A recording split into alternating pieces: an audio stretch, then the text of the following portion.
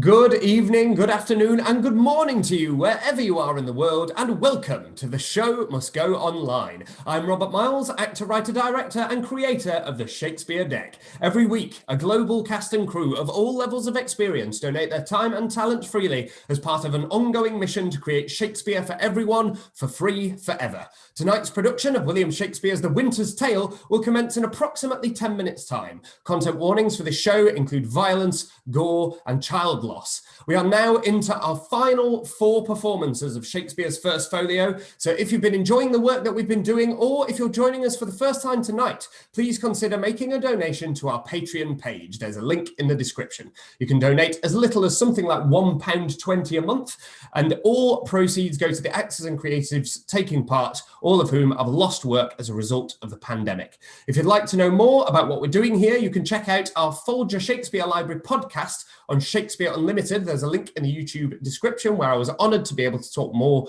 about this amazing project.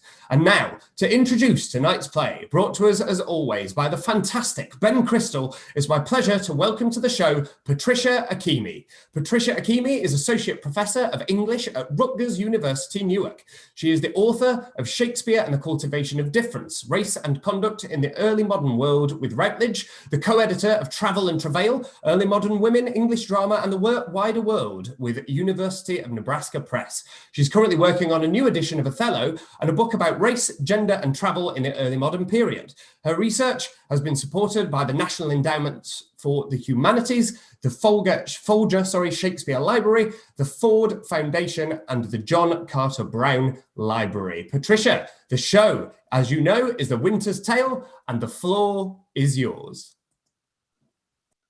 Well, it's my pleasure to be here introducing The Winter's Tale, which for some folks is a favorite play, and for others not so much. And I think that's because this play, the appealing part is that it has a sort of fairy tale quality. It's almost as if it were a tiny vignette captured inside of a tiny snow globe where the snow is always falling. It has a timelessness about it, but there's another side to that, which is that because of that same timeless quality, it can also feel sometimes a little two-dimensional, a little flat, and there are some things that are tough for modern audiences to swallow. One is Leontes, our king of Sicilia, who he suspects his queen has committed adultery with his best friend, King Polixenes of Bohemia. And he flies into a jealous rage and makes a series of really poor decisions that result in catastrophe. So the strange thing is, Leontes is sort of like, he's fine on, say, like line 100, and then all of a sudden on line 105, he's incredibly angry. So it's a little difficult for audiences to swallow that sudden switch. Another thing that's tough for modern audiences, feminists as we are, is to watch Hermione, the queen, and her sort of stoic martyrdom as she endures these accusations of infidelity. That's a little bit tough too. But the play, the way that it is built, the duality of the play is highly stylized and it's very appealing.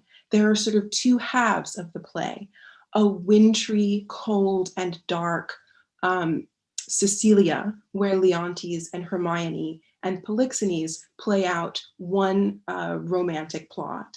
And then a second half of the play that's set in a summery, pastoral world of Bohemia, where we follow the story of Perdita, who's actually a princess in disguise, although she doesn't know it, and Florizel, the prince who she falls in love with. This is a world of shepherdesses, dancing, singing, and there are 2 kind of classes. In the first half of the play, we have lords and ladies in a kind of palace setting. In the second half of the play, shepherds and shepherdesses and clowns wandering in the countryside. So we go from high to low, we go from winter to summer, and it makes for a beautiful kind of diptych that opens for us as the audience. So I'll tell you a little bit more about the plot of the play, and then a couple of things that I would watch out for as you're listening and watching tonight. So In the first half of the play, we meet Leontes, who, as you know now, flies into a jealous rage when he suspects his wife, Queen Hermione, has committed adultery with his best friend, Polixenes. And as a result of these suspicions, he subjects his queen to unconscionable things, including incarceration, even knowing that she is full-term pregnant with his child, a trial, which is kind of a mockery of a trial, and then as a result of this, or related to this, his only son drops dead, and he throws his daughter away and says, take her away. All of this horror happens actually really fast in the beginning of the play. Like, I'm not spoiling it. We find all this out right away. The rest of the play is all about how to put things back together. And here's where the fairy tale quality of the play moves into some realism. Because one of the things that the play concedes is that it's not that easy to fix things like this. It's not easy to fix the psychological damage or the dysfunction in a family or the dysfunction in society, because Leontes is guilty of a sort of horrible kind of tyranny. He kind of flies into a rage and then enacts his will on everyone else. In order to fix those things, the first thing you need is time. So the play does something a little bit unusual. At the end of Act 3, it actually leaps forward 16 years in time. And it's a slightly awkward moment where a sort of time character, walks out on stage and says, hello, we're gonna just fast forward a little bit, 15 years or so. And then the story's gonna continue.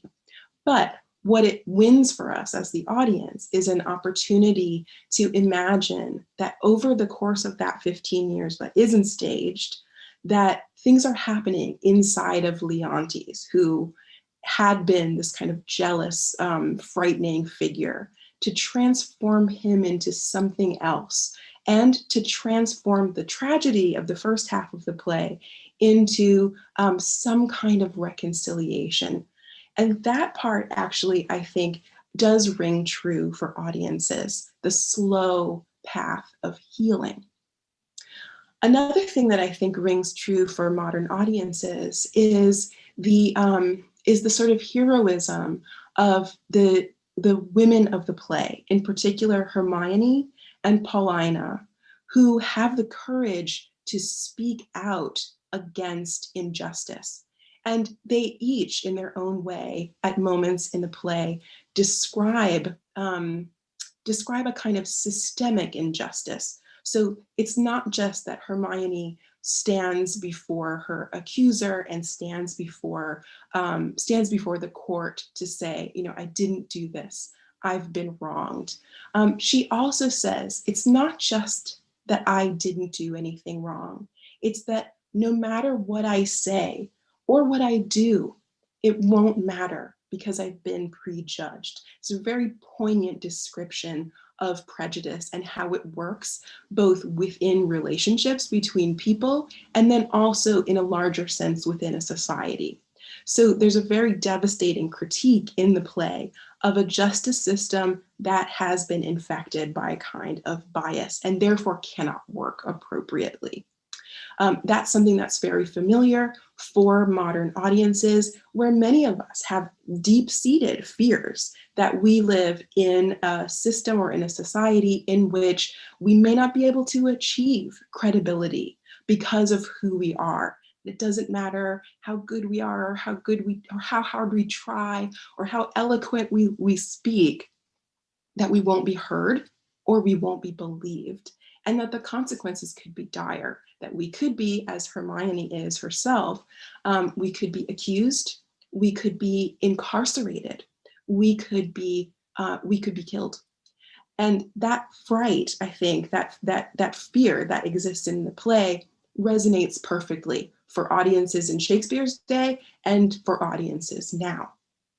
But the play offers some hope. For one thing, it gives us Paulina, one of my favorite characters, who has the deliciously wonderful opportunity that we all wish we could have of actually shouting down Leontes and telling him what for. And who would not want to be the one to furiously upbraid a misbehaving monarch and tell him what for? And she also does something that I want you to watch out for towards the end of the play. She takes the whole cast to a new setting, a gallery. And what you need to know is in the 1610s, when the play was written, the art gallery was a very new, voguish space. It wasn't something that most people would have had the opportunity to see. But just think about what a gallery is and what it's for. Right? Why do we go to a museum? What happens there? And something really spectacular happens in Paulina's gallery. But the gallery is also a space where people of whatever class or status can actually converse, even about difficult subjects, because it's an equalizing space. So with that, I hope you enjoy The Winter's Tale. Thank you so much, Patricia, for that fabulous introduction. What a wonderful emphasis on women and justice, fairy tales and forgiveness, so much more. Really, really sensational. Thank you. And now, Groundlings, the show is about to begin. So please like this video, subscribe to the channel, remembering, of course, to hit the bell icon to receive all notifications, and follow us at TSMG Online Live on Twitter or at The Show Must Go Online on Insta and Facebook. And now, please enjoy William Shakespeare's The Winter's Tale.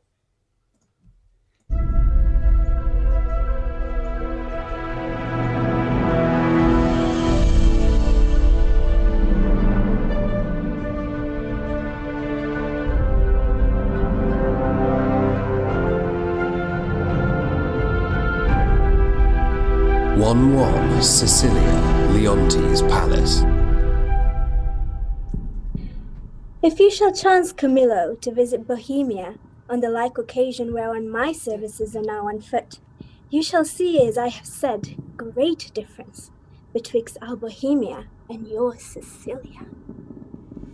I think this coming summer the King of Sicilia means to pay Bohemia the visitation which he justly owes him. Wherein our entertainment shall shame us. We will give you sleepy drinks, that your senses, unintelligent of our insufficience, may, though they cannot praise us, as little accuse us. You pay a great deal too dear for what's given freely. Believe me, I speak as my understanding instructs me, and as mine honesty puts it to utterance. Sicilia cannot show himself overkind to Bohemia. They were trained together in their childhoods. Since their more mature dignities and royal necessities made separation of their society, their encounters, though not personal, have been royally attorneyed with interchange of gifts, letters, loving embassies, that they have seemed to be together, though absent, shook hands as over a vast, and embraced, as it were, from the ends of opposed winds. The heavens continue their loves. I think there is not in the world either malice or matter to alter it. You have an unspeakable comfort of your young Prince Mamilius. It is a gentleman of the greatest promise that ever came into my note. I very well agree with you in the hopes of him. It is a gallant child, one that indeed physics the subject, makes old hearts fresh. They that went on crutches ere he was born desire to see him a man. Would they else be content to die? Yes, if there were no other excuse why they should desire to live. If the king had no son, they would desire to live on crutches till he had one. 1-2 Sicilia, Leontes' palace. 9 changes of the watery star has been the shepherd's note since we have left our throne without a burden. Time as long again would be filled up, my brother, with our thanks, and yet we should for perpetuity go hence in debt. Therefore, like a cipher yet standing in a rich place, I multiply with one, we thank you, many thousands more that go before it. Say your thanks a while, and pay them when you part. Sir, that's tomorrow. I am questioned by my fears of what may chance or breed upon our absence, that may blow no steeping winds at home, to make us say, this is put forth too truly. Besides, I have stayed to tire your royalty. We are tougher, brother, than you can put us to it. No longer stay. For 1 7 night longer. Very sooth, tomorrow. We'll part the time twixt then, and in that I'll no gainsaying. Oh, press me not, beseech you so. There is no tongue that moves, none of the world so soon as yours could win me. So it should now, were there necessity in your request, although 'twere needful I denied it. My affairs do even drag me homeward, which to hinder were in your love a whip to me. My stay to you a charge and trouble, to save both. Farewell, our brother. Tongue-tied, our queen, speak you. I had thought, sir, to have held my peace until you had drawn oaths from him not to stay. Oh, you, sir, charge him too coldly.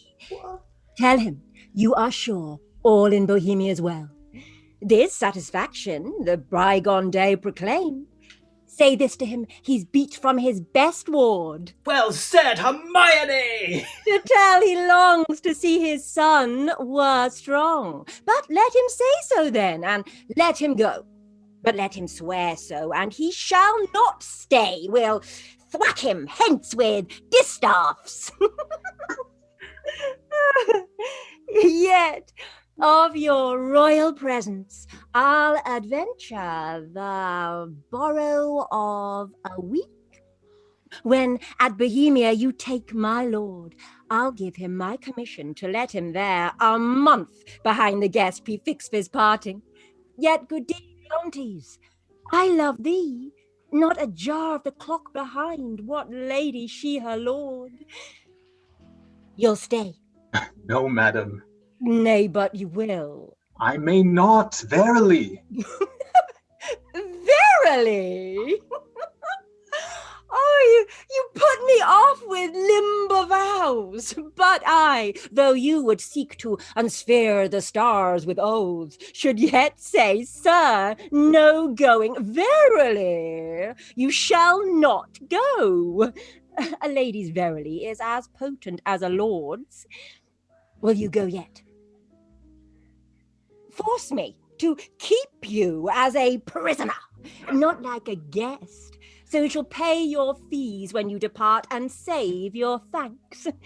How say you, my prisoner or my guest? By your dread, verily, one of them you shall be. Your guest, then, madam. Yes! That to be your prisoner should import offending, which is for me less easy to commit than you to punish. Not your jailer, then, but your kind hostess.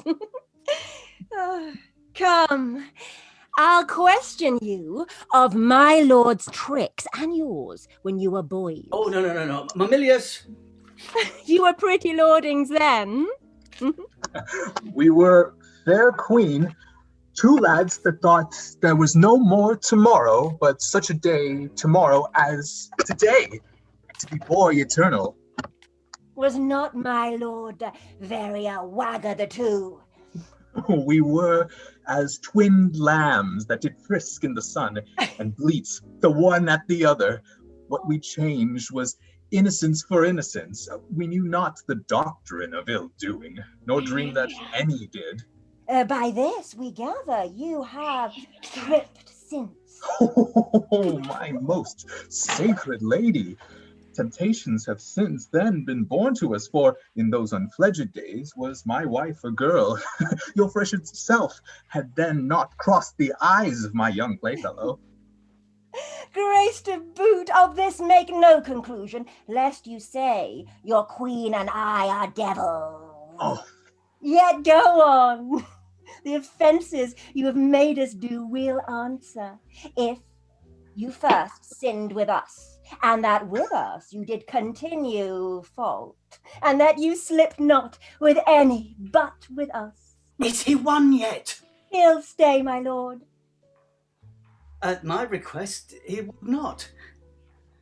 Hermione, my dearest, thou never spokest to better purpose. Never. Never, but once. What?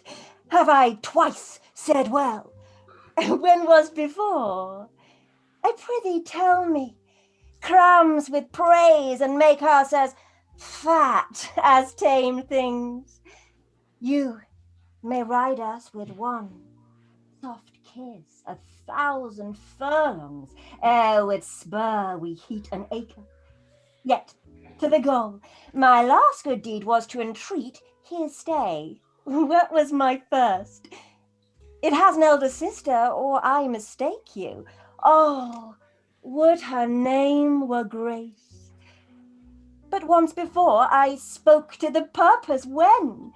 Nay, let me have't.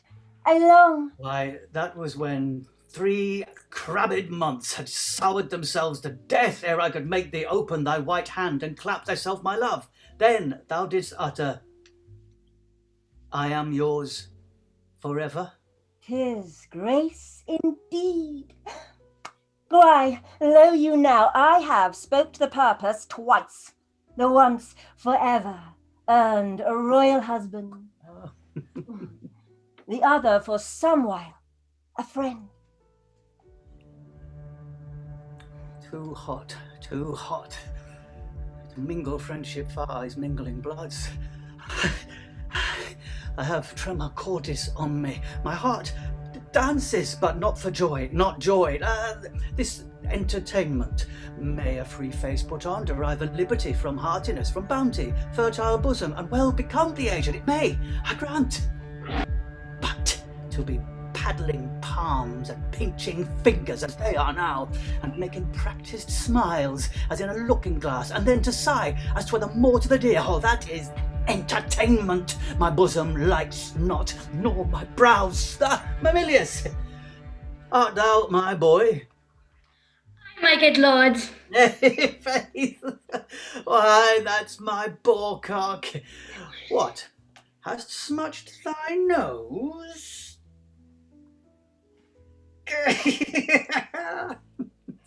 Yeah, they say it is a copy out of mine. Still virginaling upon his palm. How now, my wanton calf? Art thou my calf? Yes, if you will, my lord. Yeah, thou wants the rough pash and the shoots that I have to be full like me. Yet they say we were almost as like as eggs. Yeah, women say so.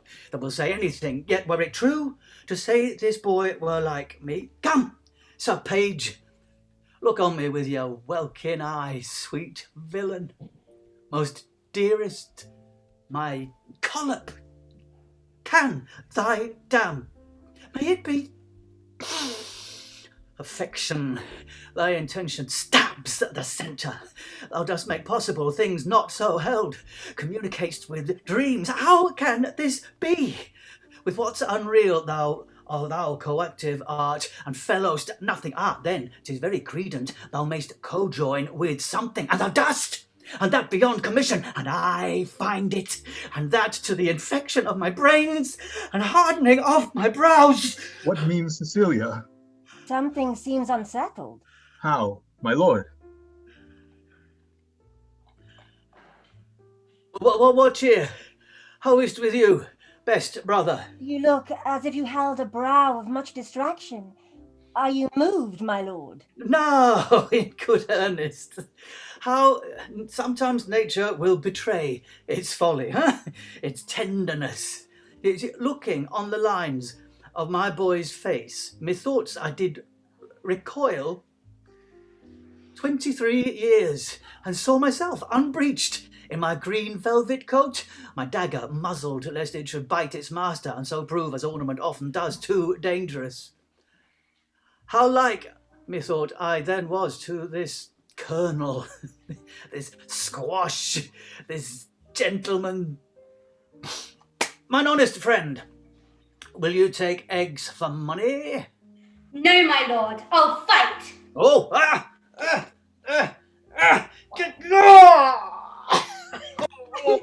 Oh. You will. Why, happy man be his dole. My brother, are you so fond of your young prince as we do seem to be of ours. Oh, if at home, sir, he's all my exercise, my mirth, my matter, now my sworn friend, and then mine enemy, my parasites, my soldier, statesman, all.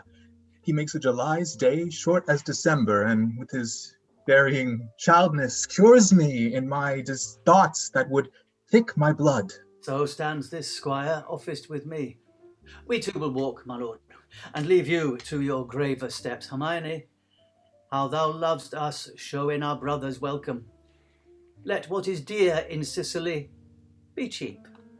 Next to myself, next to thyself and my young rover, he's a parent to my heart. If you would seek us, we are yours in the garden. Shall attend you there? To your own bench dispose you, you'll be found, be you beneath the sky. I am angling now, though you perceive me not how I give line. Go to. How she holds up the nair, the bill to him, and arms her with the boldness of a wife to her allowing husband. Gone already. Inch thick, knee deep, o'er head and ears a forked one. Go, play, boy, play. A mother plays and I play too, but so disgraced a part whose issue will hiss me to my grave. Contempt and clamour will be my knell. Go, play, boy, play. There have been, or I am much deceived, cuckolds ere now, and many a man there is, even at this present. Now, while I speak this, holds his wife by the arm, that little thinks she has been sluiced in his absence, and his pond fished by his next neighbour, by Sir Smile, his neighbour. Nay, there's comfort in it, whilst other men have gates, and those gates opened, as mine, against their will, should all despair that have revolted wives, the tenth of mankind would hang themselves. Physic for it, there's none. It is a bawdy planet that will strike where 'tis predominant and 'tis powerful. Think it. From east, west, north, south, be it concluded. No barricade over a belly. Know it. It will let in and out the enemy with bag and baggage. Many thousand on us have the disease and feel it not. How now, boy? I am like you, they say. Why, that's some comfort. What, Camillo there? Aye, my good lord. Go, play, Mamilius. Thou art an honest man. Camillo, this great sir will yet stay longer. You had much ado to make his anchor hold. When you cast out, it still came home. Didst note it? He would not stay at your petitions, made his business more material. Didst perceive it? It was me already, whispering, rounding, Sicilia is so forth, 'tis far gone when I shall gust it last. How came to Camillo that he did stay? At the good queen's entreaty? At the queen's, be it, good, should be pertinent, but so it is not. Was this taken by any understanding pate but thine? For thy conceit is so king, will draw in more than the common blocks. Lower messes, perchance, are to this business purblind. Say! Business, my lord. I think most understand Bohemia stays here longer. Ah? Stays here longer. Aye, but why?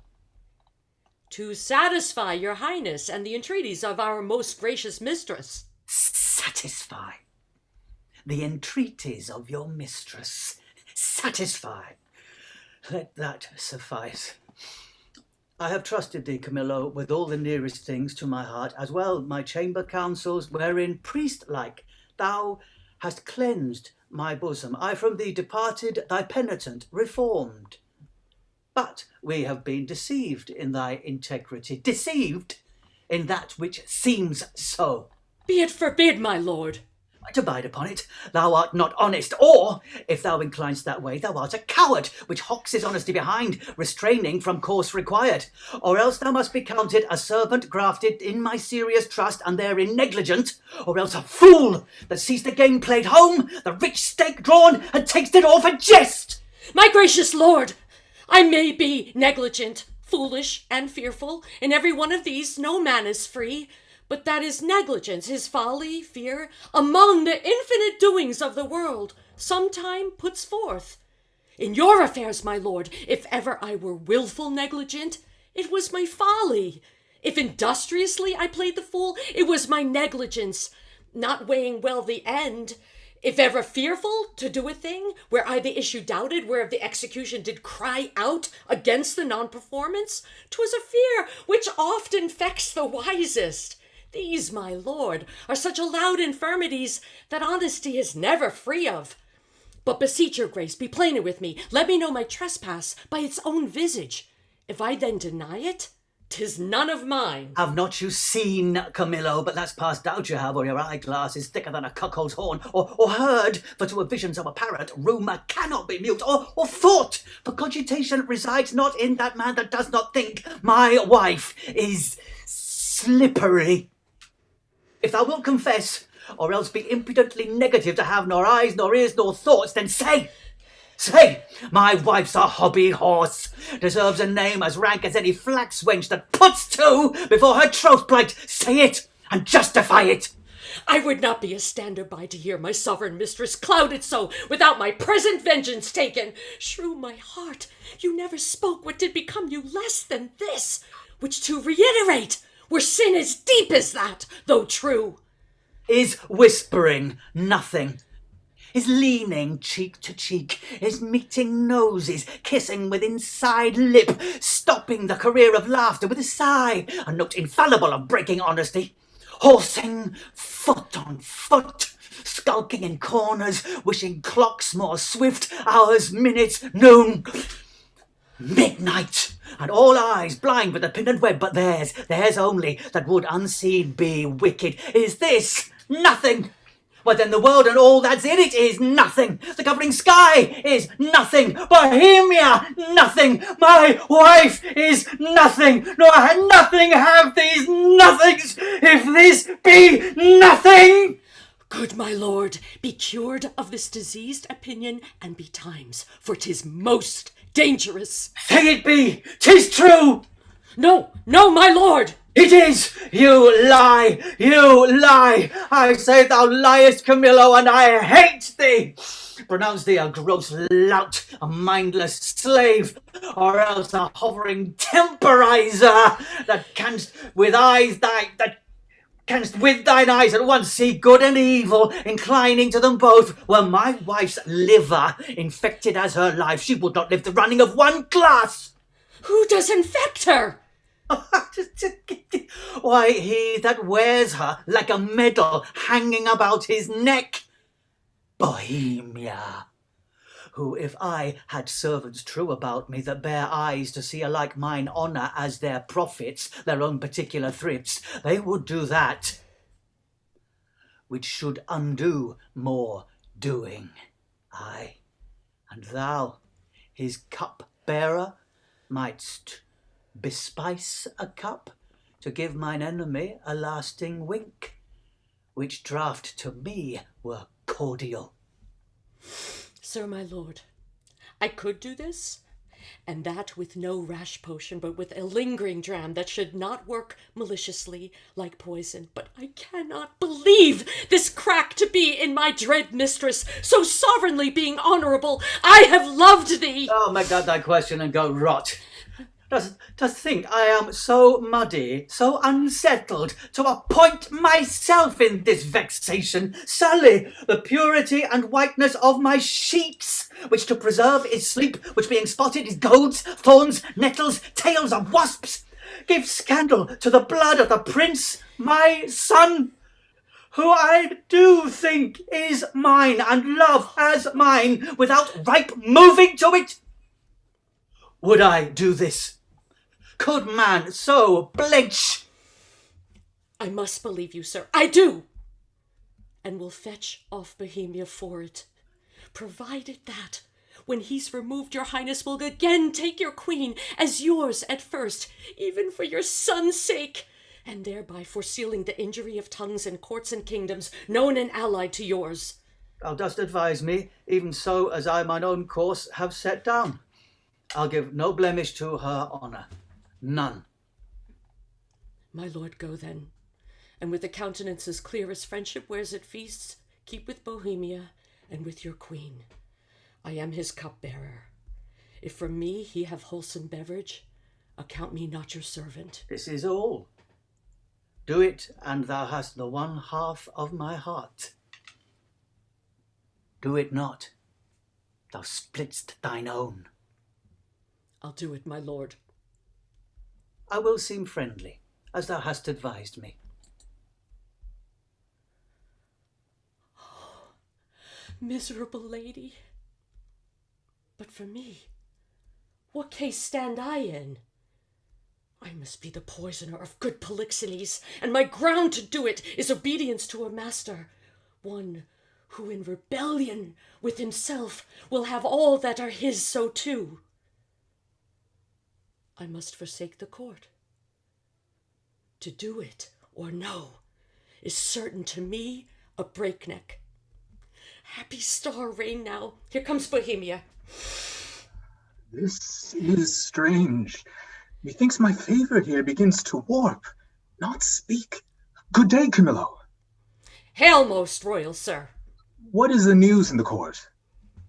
None rare, my lord. The king hath on him such a countenance as he had lost some province and a region loved as he loved himself.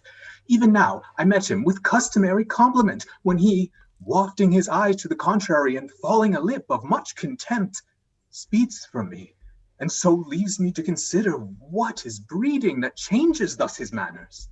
I dare not know, my lord. How? Dare not? Do not? Do you know and dare not? But be intelligent to me, 'tis thereabouts. For to yourself, what you do know, you must and cannot say you dare not. Good Camillo, your changed complexions are to me a mirror, which shows me mine changed too, for I must be a party in this alteration, finding myself thus altered with it. There is a sickness which puts some of us in distemper, but I cannot name the disease, and it is caught of you that yet are well.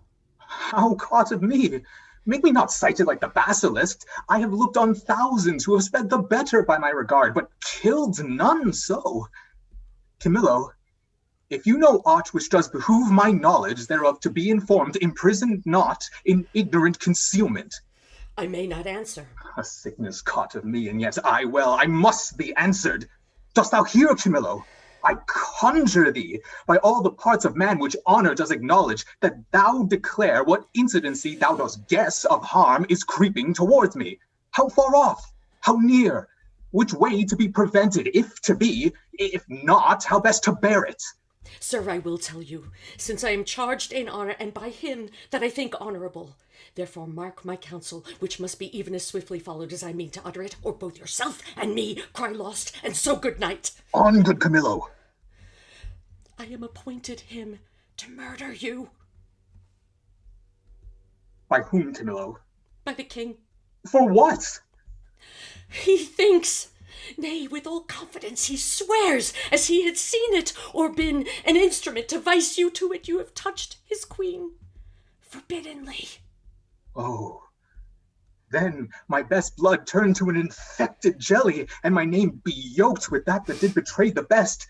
Turn then my freshest reputation to a savor that may strike the dullest nostril where I arrive, and my approach be shunned, nay, hated too, worse than the greatest infection that e'er was read or heard. You may as well forbid the sea for to obey the moon, or as by oath remove or counsel shake the fabric of his folly. How should this grow? I know not, but I am sure 'tis safer to avoid what's grown than question how 'tis born. If therefore you trust my honesty that lies enclosed in this trunk, which you shall bear away in pond, away tonight. Your followers I will whisper to the business, and will by twos and threes at several posterns clear them of the city. For myself, I'll put my fortunes to your service, which are here by this discovery lost. My ships are ready, and my people did expect my hence departure 2 days ago. This jealousy is for a precious creature. As she's rare, it must be great. And as his person's mighty, it must be violent. And as he does conceive, he is dishonored by a man which ever professed to him. Why, his revenges must in that be made more bitter. Oh, fear o'ershades me. Good expedition, be my friend. Come, Camillo, thou bearest my life off. Hence, let us avoid. It is in mine authority to command the keys of all the posterns. Please your highness to take the urgent hour. Come, sir, away.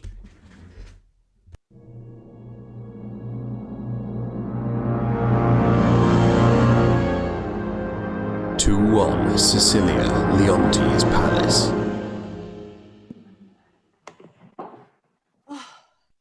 Take the boy to you. He so troubles me, 'tis past enduring. Come, my gracious lord. Shall I be your playfellow? No, I'll none of you. Why, my sweet lord? You'll kiss me hard and speak to me as if I was a baby still. I love you better. And why so, my lord? Not for because your brows are blacker. Yet black brows, they say, become some woman's best.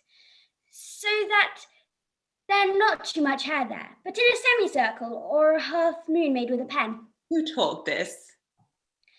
I learned it out of women's faces. Pray now, what colour are your eyebrows? Blue, my lord. Nay, that's a mock. I've seen a lady's nose that has been blue, but not her eyebrows. Hark ye, the queen your mother rounds apace. We shall present our services to a fine new prince one of these days. Then you'd wanton with us, if we would have you. She has spread of late into a goodly bulk. Good time encounter her. What wisdom stirs amongst you? Come, sir. Now I am for you again. Pray you, sit by us and tell us a tale. Or sad shan't be. As merry as you will. A sad tale's best for winter. I have one of sprites and goblins. Oh, let's have that, good sir. Come on, sit down. Come on and do your best to fright me with your sprites. You're powerful at it. Thou's a man! Nay, come, sit down. Then on. Dwelt by a churchyard. I will tell it softly. Yond cricket shall not hear it. Come on then, and give it to me in my ear. He met there? Was he met there? His train, Camillo with him? Behind the tuft of pines I met them. Never saw I men scour so on their way. I eyed them even to their ships. How blessed am I in my just censure, in my true opinion. The lack for lesser knowledge, how accursed in being so blessed. There may be in the cup a spider steeped, and one may drink, depart, and yet partake no venom, for his knowledge is not infected. But if one present the abhorred ingredient to his eye, make known how he hath drunk, he cracks his gorge, his sides, with violent hefts. I have drunk and seen the spider. Camillo was his help in this, his pander. There is a plot against my life, my crown. Holds true that is mistrusted. That false villain whom I employed was pre-employed by him. He has discovered my design, and I remain a pinched thing, yea, a very trick for them to play at will. How came the postern so easily open? By his great authority, which often hath no less prevailed than so on your command. I know it too well. Give me the boy. I'm glad you did not nurse him. Though he does bear some signs of me, yet you have too much blood in him. What is this? Sport?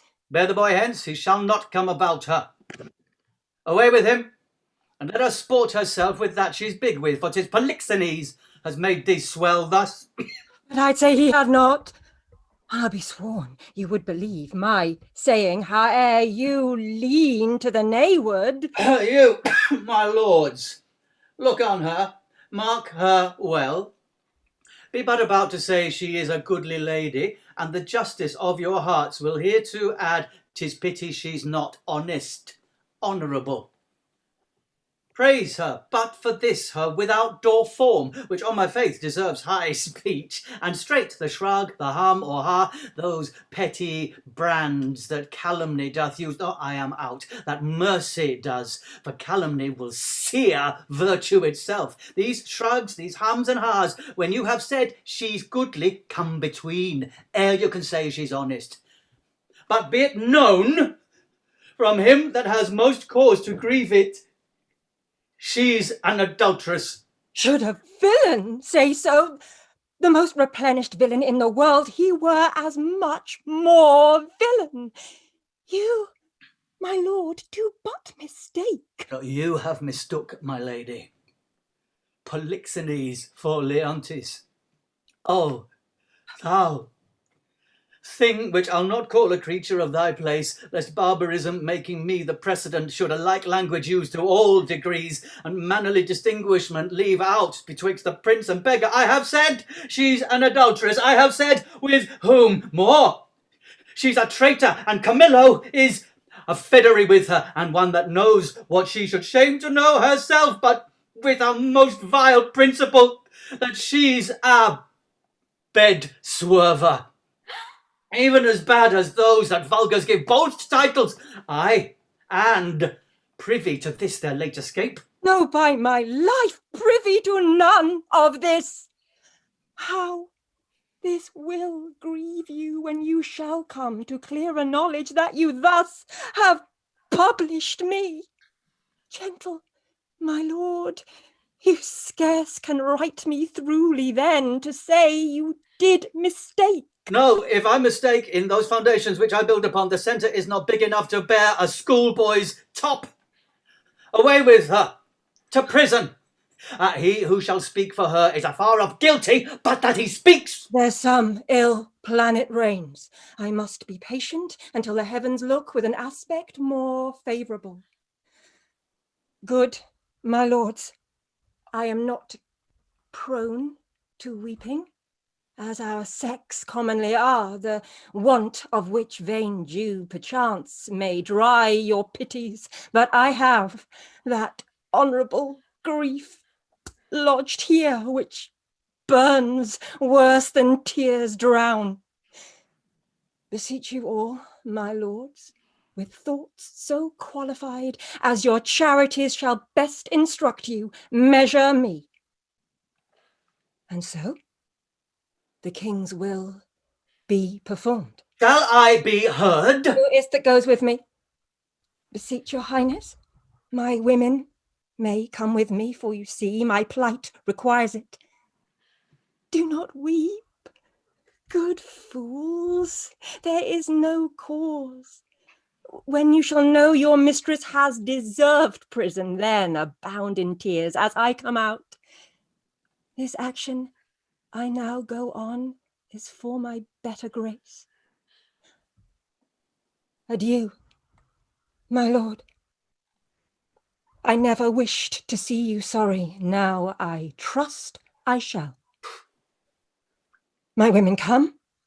You have leave. Go do our bidding, hence. Beseech your highness, call the queen again. Be certain what you do, sir, lest your justice prove violence, in the which 3 great ones suffer, yourself, your queen, your son. For her, my lord, I dare lay my life down, and will do it, sir, please you to accept it, that the queen is spotless in the eyes of heaven and to you. I mean in this which you accuse her. Aye, every dram of woman's flesh is false, if she be. Hold your pieces! Good, my lord! It is for you we speak, not for ourselves. You are abused, and by some putter on that will be damned for it. Would I knew the villain, I would land damn him. Cease, no more. You smell this business with a sense as cold as is a dead man's nose, but I do see it and feel it as you feel thus. Oh! and see withal the instruments that feel. If it be so, we need no grave to bury honesty. There's not a grain of it the face to sweeten of the whole dungy earth. What? Lack I credit? I had rather you did lack than I, my lord, upon this ground. and more it would content me to have her honor true than your suspicion, be blamed for it how you might. Why, what need we commune with you of this, but rather follow our forceful instigation? Our prerogative calls not your counsels, but our natural goodness imparts this, which if you, or stupefied, or seeming so in skill, cannot or will not relish a truth like us. Inform yourselves, we need no more of your advice. The matter, the loss, the gain, the ordering on it is all properly ours. And I wish, my liege, you had only in your silent judgment tried it, without more overture. How could that be? Either thou art most ignorant by age, or thou wert born a fool. Camillo's flight added to their familiarity, which was as gross as ever touched conjecture, that lacked sight only, naught for approbation, but only seeing all other circumstances made up to the deed, doth push on this proceeding. Yet, for a greater confirmation, for in an act of this importance 'twere most piteous to be wild, I have dispatched in post to sacred Delphos, to Apollo's temple, Cleomenes and Dion, whom you know of stuffed sufficiency. Now from the oracle they will bring all whose spiritual counsel shall stop or spur me. Have I done well? Well done, my lord. Though I am satisfied and need no more than what I know, yet shall the oracle give rest to the minds of the others, such as he whose ignorant credulity will not come up to the truth. So have we thought it good, from our free person she should be confined, lest that the treachery of the two fled hence be left her to perform. Come, follow us. We are to speak in public, for this business will raise us all to laughter, as I take it, if the good truth were known.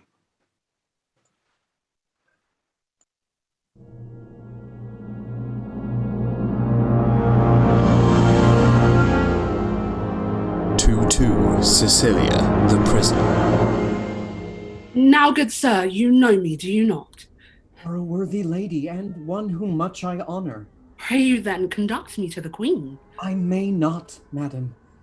To the contrary, I have express commandment. Here's the do, to lock up honesty and honour from the access of gentle visitors. It's lawful, pray you, to see her women. Any of them. Amelia. Please you, madam, I shall bring Amelia forth. I pray now call her. And, madam, I must be present at your conference. Well, be it so. Prithee. Here's such ado to make no stain, a stain that passes colouring. Dear gentlewomen, how fares our gracious lady? Your lips do move, but I do hear you not. As well as one so great and so forlorn may hold together. On her frights and griefs, which never tender lady hath borne greater, she is something before her time delivered. A boy? A daughter. And a goodly babe. Lusty and like to live. The Queen receives much comfort in't, says, my poor prisoner, I am as innocent as you. I dare be sworn, these dangerous, unsafe loons in the King but shrew them. He must be told on't, and he shall. The office becomes a woman best. I'll take't upon me. If I prove honey mouth, let my tongue blister, and never to my red lips' anger be the trumpet any more. Pray you, Amelia, commend my best obedience to the Queen. If she dares trust me with her little babe, I'll show the King and undertake to be her advocate to the last. We do not know how he may soften at the sight of the child. The silence often of pure innocence persuades when speaking fails. There is no lady living so meet for this great errand. Please, your ladyship, to visit the next room. I'll presently acquaint the Queen of your most noble offer, who but today hammered of this design, but durst not tempt a minister of honour, lest she should be denied. Tell her, Amelia, I'll use that tongue I have if wit flow from its boldness from my bosom. Let not be doubted.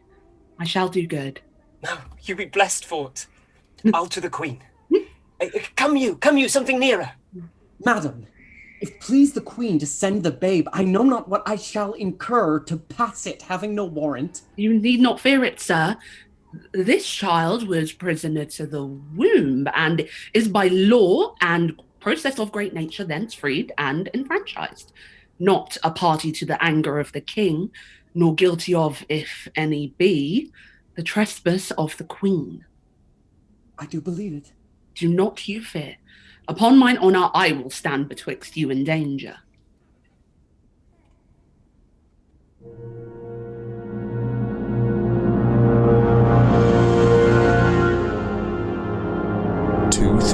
Sicilia, Leontes' bedchamber. No day nor night, no rest. It is but weakness to bear the matter thus, mere weakness. If the cause were not in being, part of the cause, she, the adulteress, for the harlot king is quite beyond mine arm, out of the blank and level of my brain, plot-proof, but she I can hook to me. Say'st that she were gone, given to the fire. Yeah, a moiety of my rest might come to me again. Who's there? My lord. How does the boy? He took good rest tonight. 'Tis hoped his sickness is discharged. To see his nobleness. Conceiving the dishonour of his mother, he straight declined, drooped, took it deeply, fastened and fixed the shame on it in himself, threw off his spirit, his appetite, his sleep, and downright languished. Leave me solely. Go. See how he fares.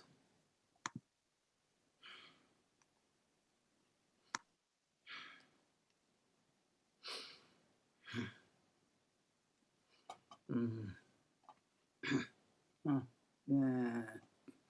Fine, no thought of him.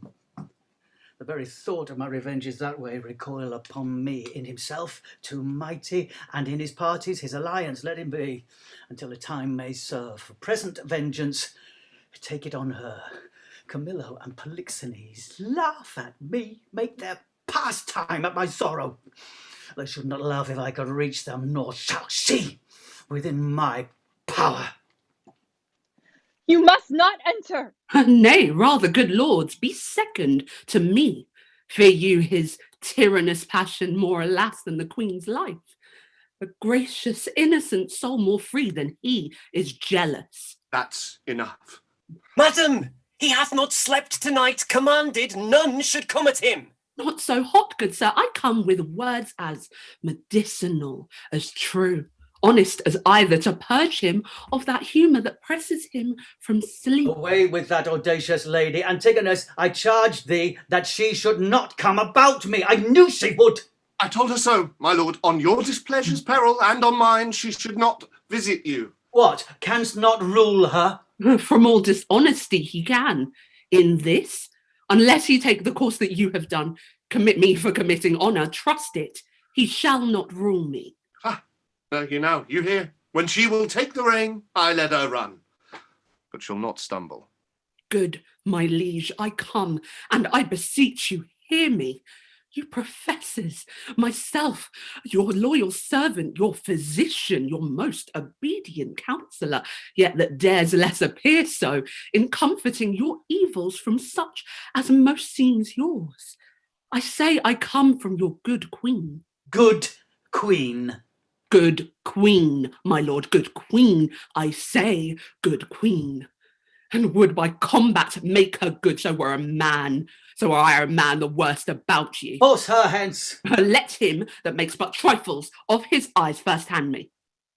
On mine own accord, I'll off, but first I'll do my errand. The good queen, for she is good, hath brought forth a daughter. Here, 'tis commends it to your blessing. Out! A mankind witch, hence with her, out of the door, a most intelligencing bawd. Not so. I'm as ignorant in that as you in so entitling me, and no less honest than you are mad, which is enough, I'll warrant, as this world goes, to pass for honest. Traitors! Will you not push her out? Take up the bastard! Take it up, I say! Give it to thy crone! Forever unvenerable be thy hand if thou takest up the princess by this false baseness which he is put upon. Oh, he dreads his wife! Oh, I would you did, then 'twere past all doubt. You'd call your children yours. A nest of traitors! I am none, by this good light. Nor I, nor any but one that's here, and that's himself. For he, the sacred honour of himself, his queens, his hopeful sons, his babes, betrays to slander, whose sting is sharper than the swords, and will not, for as the case now stands, it is a curse he cannot be compelled to it. Want to remove the root of his opinion, which is rotten as ever oak or stone was sound. A callet of boundless tongue, who late beat her husband, and now baits me this. Brat is none of mine. It is the issue of Polixenes. Hence with it, and together with the dam, commit them to the fire. It is yours. And might we lay the proverb to your charge, so like you 'tis the worse. Behold, my lords, although the print be little, the whole matter and copy of the father, eye, nose, lip, the trick of frown, his forehead, nay, the valley, the pretty dimples of his chin, and cheek his smiles, the very mould and frame of hand, and finger and nail, and thou, good goddess nature, which has made it so like him that got it, if thou hast the ordering of the mind too, mongst all colours, no yellow int, unless she suspects as he does her children, not her husband's. A gross hag! And Lozel, thou art worthy to be hanged that will not stay her tongue! Hang all the husbands that cannot do that feat. You'll leave yourself hardly one subject. Once more, take her hence! A most unworthy and unnatural lord can do no more. I'll have thee burnt. I care not. It is an heretic that makes the fire, not which she who burns it. I'll not call you tyrant, but this most cruel usage of your queen, not able to produce more accusation than your own weak-hinged fancy. Something savours of tyranny, and will ignoble make you, yea, scandalous to the world. On your allegiance, out of the chamber with her. Were I a tyrant, where were her life? She durst not call me so, if she did know me one. Away with her! Away with her! I pray you, do not push me. I'll be gone. Look to your babe, my lord, 'tis yours. Jove sent her a better guiding spirit. What needs these hands? You that are thus so tender o'er his follies will never do him good, not one of you. So. Farewell, we are gone.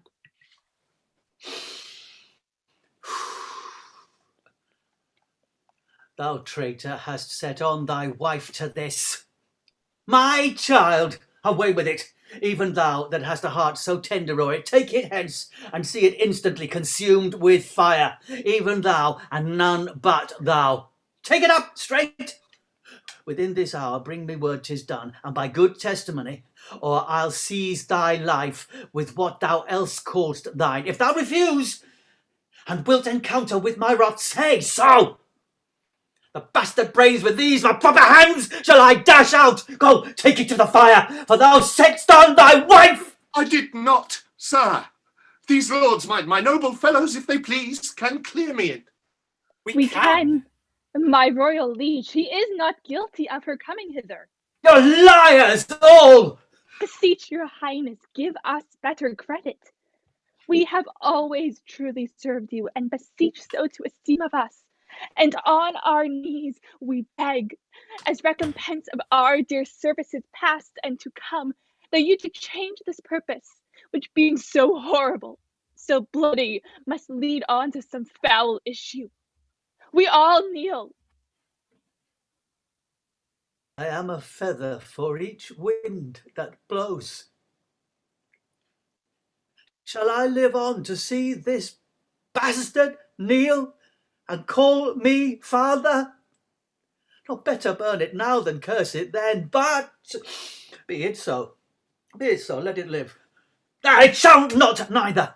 You, sir, come you hither, you that have been so tenderly officious with Lady Marjorie, your midwife there, to save this bastard's life. But 'tis a bastard, so sure as this beard's grey. What will you adventure to save this brat's life?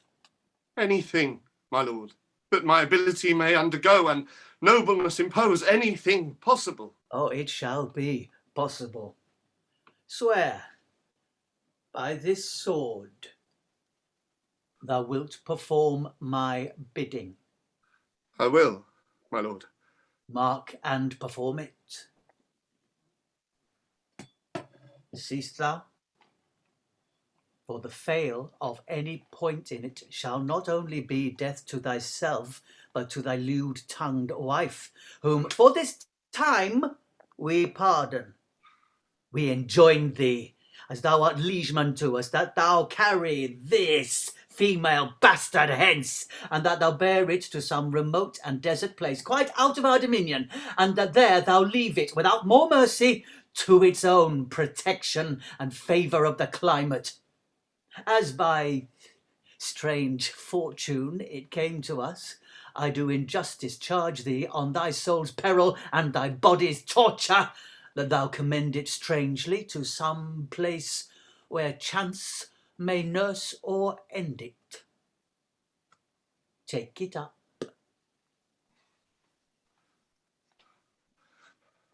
I swear to do this, though a present death had been more merciful. Come on, obey. Some powerful spirit instruct the kites and ravens to be thy nurses. Wolves and bears, they say, casting their savageness aside, have shown like offices of pity. Sir, be prosperous in more than this deed does require, and blessing against this cruelty fight on thy side. Poor thing, condemned to loss.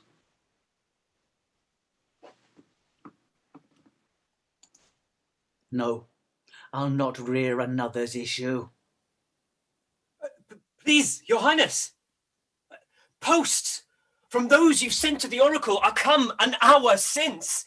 Cleomenes and Dion, being well arrived from Delphos, are both landed, hasting to the court.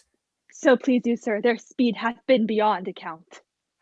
23 days they have been absent. 'Tis good speed, foretells the great Apollo suddenly will have the truth of this appear. Prepare you, lords, summon a session, that we may arraign our most disloyal lady. For as she hath been publicly accused, so shall she have a just and open trial while she lives. My heart will be a burden to me.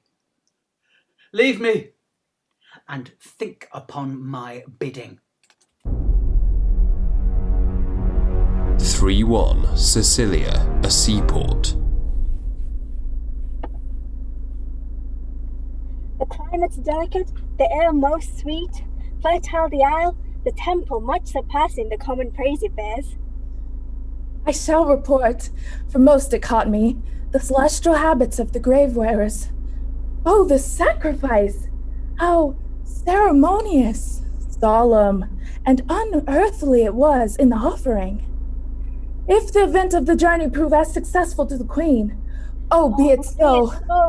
As it hath been to us, rare, speedy, pleasant, it will have been worth the use on it.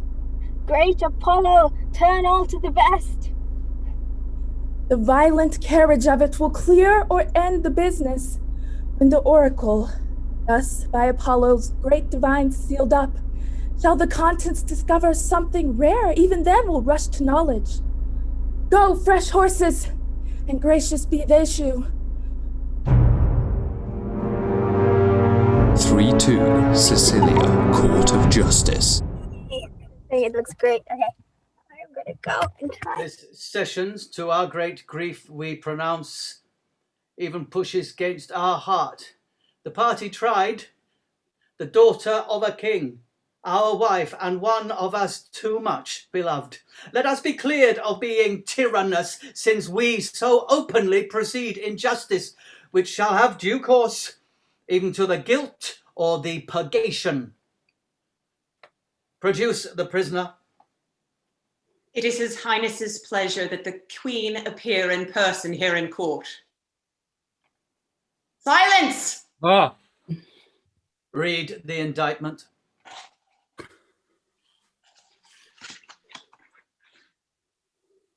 Hermione, Queen to the worthy Leontes, King of Sicilia, thou art here accused and arraigned of high treason in committing adultery with Polixenes, King of Bohemia, and conspiring with Camillo to take away the life of our sovereign lord the king, thy royal husband, the pretense whereof being by circumstances partly laid open. Thou, Hermione, contrary to the faith and allegiance of a true subject, didst counsel and aid them for the better safety to fly away by night. Since what I am to say must be but that which contradicts my accusation, and the testimony on my part no other but what comes from myself, it shall scarce boot me to say not guilty. Mine integrity, being counted falsehood, shall, as I express it, be so received. But thus, if powers divine behold our human actions as they do, I doubt not then, but innocence shall make false accusation blush, and tyranny tremble at patience.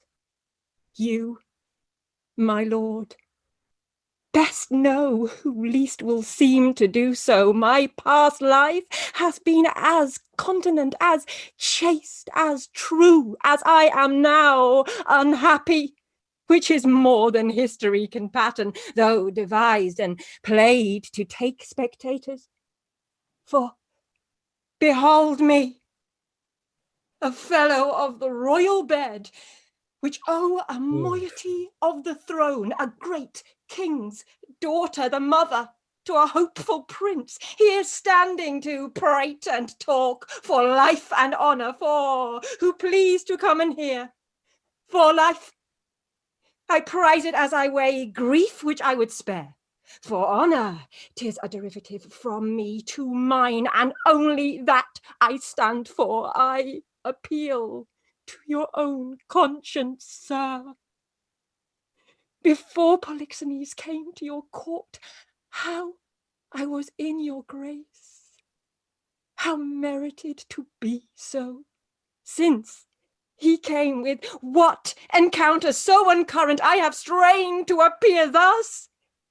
If one jot behind the bound of honour, or in act or will, that way inclining, hardened be the hearts of all that hear me, and my nearest of kin cry, fie upon my grave. I ne'er heard yet that any of these bolder vices wanted less impudence to gainsay what they did than to perform it first. That's true enough, though 'tis a saying, sir, not due to me. You will not own it. More than mistress of, which comes to me in name of fault, I must not at all acknowledge. For Polixenes, with whom I am accused, I do confess I loved him, as in honour he required, with such a kind of love as might become a lady like me, with a love even such, so and no other as yourself commanded, which not to have done, I think, had been in me both disobedience and ingratitude to you, and toward your friend, whose love had spoke, even since it could speak from an infant, freely, that it was yours. Now, for conspiracy, I know not how it tastes, though it be dished for me to try how.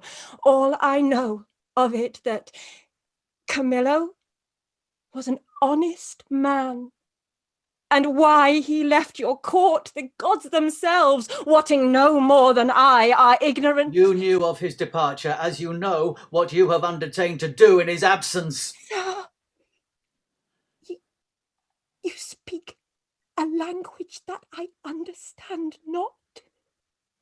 My life stands in the level of your dream, which I'll lay down. Your actions are my dreams.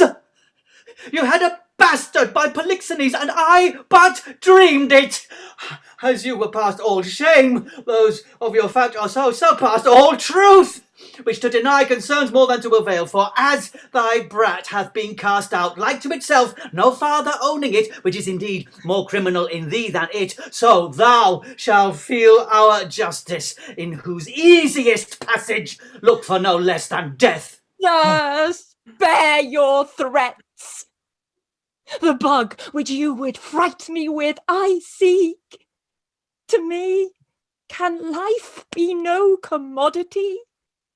The crown and comfort of my life, your favour I do give lost, for I do feel it gone, but know not how it went. My second joy and first fruits of my body, from his presence I am barred like one infectious. My third comfort, starred most unluckily, is from my breast, the innocent milk in its most innocent mouth, haled out to murder. Myself, on every post proclaimed a strumpet with immodest hatred the childbed privilege denies, which longs to women of all fashion. Lastly, hurried here to this place in the open air before I have got strength of limit.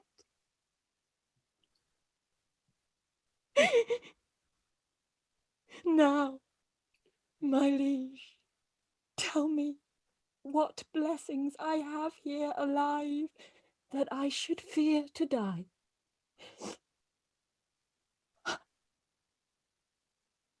Therefore, proceed. But yet, hear this. Mistake me not, no life. I prize it not a straw, but for mine honour, which I would free, if I shall be condemned upon surmises, all proof sleeping, else what your jealousies awake. I tell you, 'tis rigour and not law. Your honours, all I do refer me to the oracle. Apollo, be my judge. This your request is altogether just. Therefore bring forth and in Apollo's name his oracle. You shall here swear upon this sword of justice that you, Cleomenes and Dion, have both been at Delphos, and from thence have brought this sealed up oracle, and by the hand delivered of great Apollo's priest, and that since then you have not dared to break the holy seal, nor read the secrets in't. All this we swear. Break up the seals and read.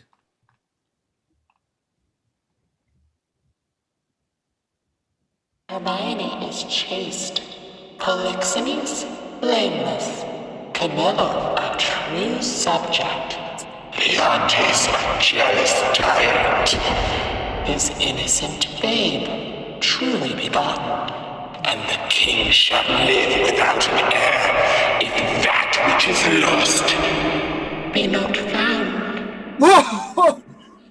Now blessed is the King of Apollo. Praise! Hast thou read truth? Aye, my lord. Even so as it is here set down. There is no truth at all in the oracle. Whoa! My lord! The sessions shall proceed. What? It is mere falsehood. My lord! The king! The What is king! the business? Oh, sir, I shall be hated to report it. The prince, your son, with mere conceit and fear of the queen's speed, is gone. How? Gone. Is dead.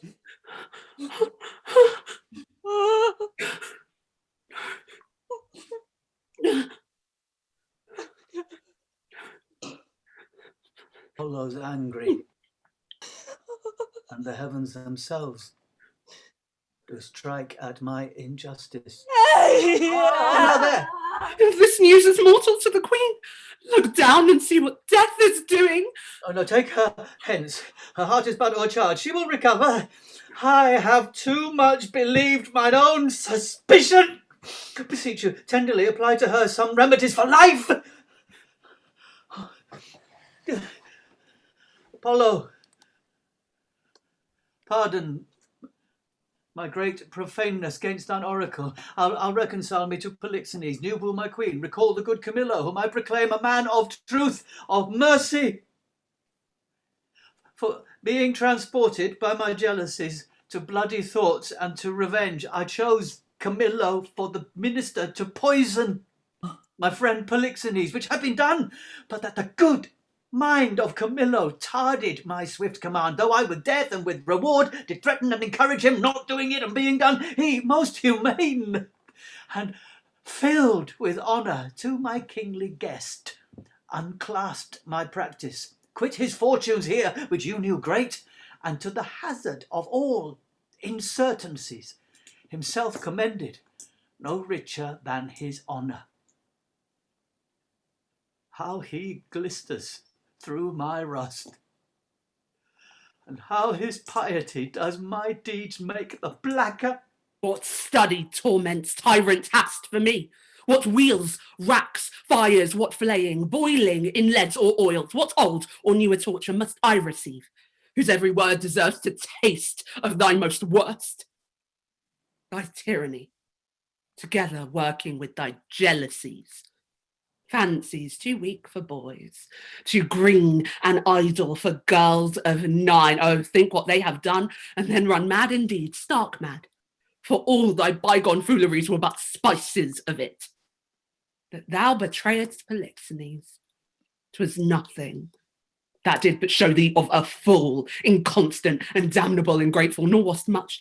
Thou wouldst have poisoned good Camillo's honour to have him kill a king. Poor trespasses, more monstrous, standing by, whereof I reckon the casting forth to crows thy baby daughter to be, or none, or little, though a devil would have shed water out of fire ere done't. Nor is directly laid to thee the death of the young prince, whose honourable thoughts high for one, so tender cleft the heart that could conceive a gross and foolish sire, blemished his gracious dam. This is not no later thy answer, but the last. O lords, when I have said, cry woe. The queen, the sweetest, dearest creature's dead, and vengeance fought not drop down yet. The higher powers forbid. I say she's dead. I'll swear it if word nor oath prevail, nor go and see if you can bring tincture or lustre to her lip, her eye heat outwardly, or breath with it in. I'll serve you as I would do the gods. But oh, thou tyrant, do not repent these things, for they are heavier than all thy woes could stir. Therefore betake thee to nothing but despair. 1,000 knees, 10,000 years together naked, fasting upon a barren mountain in still winter, in storm perpetual, could not move the gods to look that way thou wert. Go on, thou canst not speak too much. I have deserved all tongues to talk their bitterest. Say no more. However the business goes, you have made fault in the boldness of your speech. I am sorry for all faults I make. When I shall come to know them, I do repent. Alas, I have showed too much the rashness of a woman. He is touched to the noble heart. What's gone and what's past help should be past grief. Do not receive affliction at my petition. I beseech you, rather let me be punished that have minded you of what you should forget. Now good, my liege, sir, royal sir, forgive a foolish woman. Love, I bore your queen. Lo, fall again. I'll speak no more of her, nor of your children. I'll not remember you of my own lord who is lost to. Take your patience to you, and I'll say nothing. Thou didst speak but well, when most the truth which I receive much better than to be pitied of thee. Prithee, bring me to the dead bodies of my queen and son. One grave shall be for both. Upon them shall the causes of their death appear unto our shame perpetual. Once a day I'll visit the chapel where they lie, and tears shed there shall be my recreation. So long as nature will bear up with this exercise, so long I daily vow to use it. Come and lead me to these sorrows. 3-3 Bohemia, the seacoast. Thou art perfect then. Our ship hath touched upon the deserts of Bohemia. Aye, my lord. On fear we have landed in ill time. The skies look grimly and threaten present blusters. In my conscience, the heavens with what we have in hand are angry and frown upon us. Their sacred wills be done. Go, get aboard. Look to thy bark. I'll not be long before I call upon thee. Oh, make your best haste, and do not go too far in the land. 'Tis like to be loud weather. Besides, this place is famous for the creatures of prey that do keep punt. Go thou away. I'll follow instantly. Oh, I am glad at heart to be rid of this business. Here.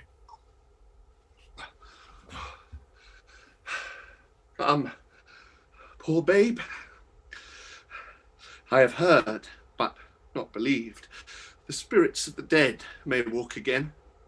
If such thing be, thy mother appeared to me last night, for ne'er was dream so like a waking.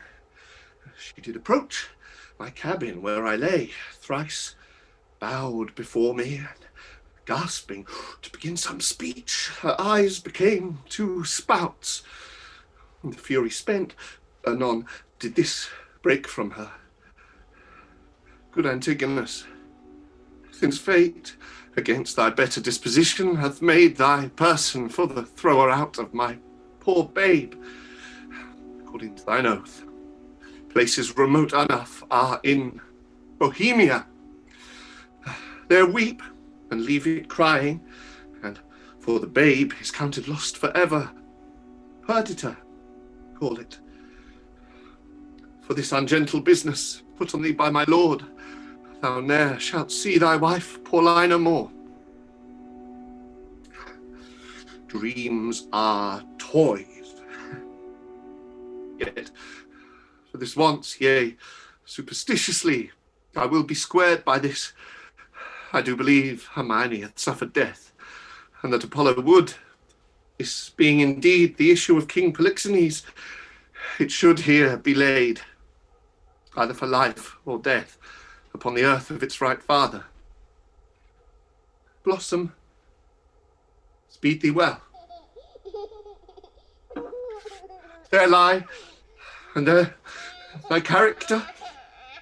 There these, which, good fortune please, both breed thee pretty and still rest thine.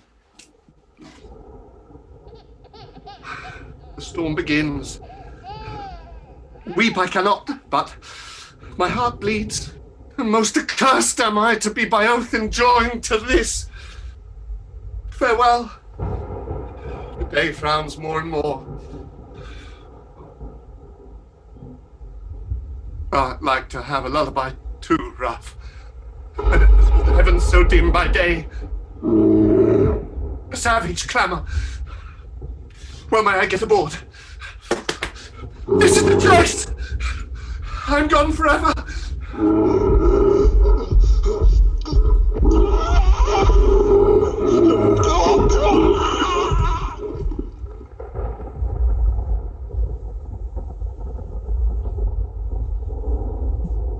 I would there were no age between 10 and 3 and 20, or that youth would sleep out the rest. For there is nothing in the between but getting wenches with child, wronging the ancientry, stealing, fighting. Mark you now, would any but these boiled brains of 19 and 22 hunt this weather? They have scared away 2 of my best sheep, which I fear the wolf will sooner find. Oh, good luck and be thy will. What have we here? Mercy, mercy on a bairn. Oh, a very pretty bairn.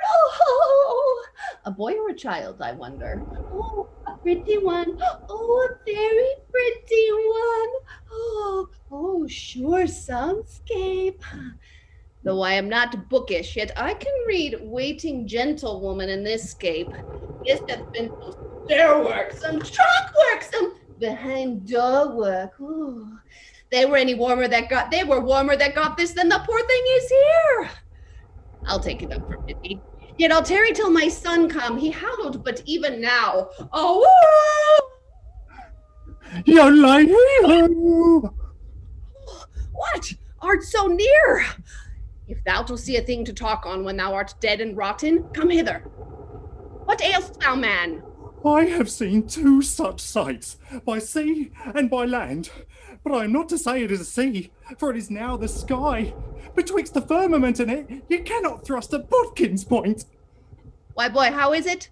I would you did but see how it chafes, how it rages, how it takes up the shore.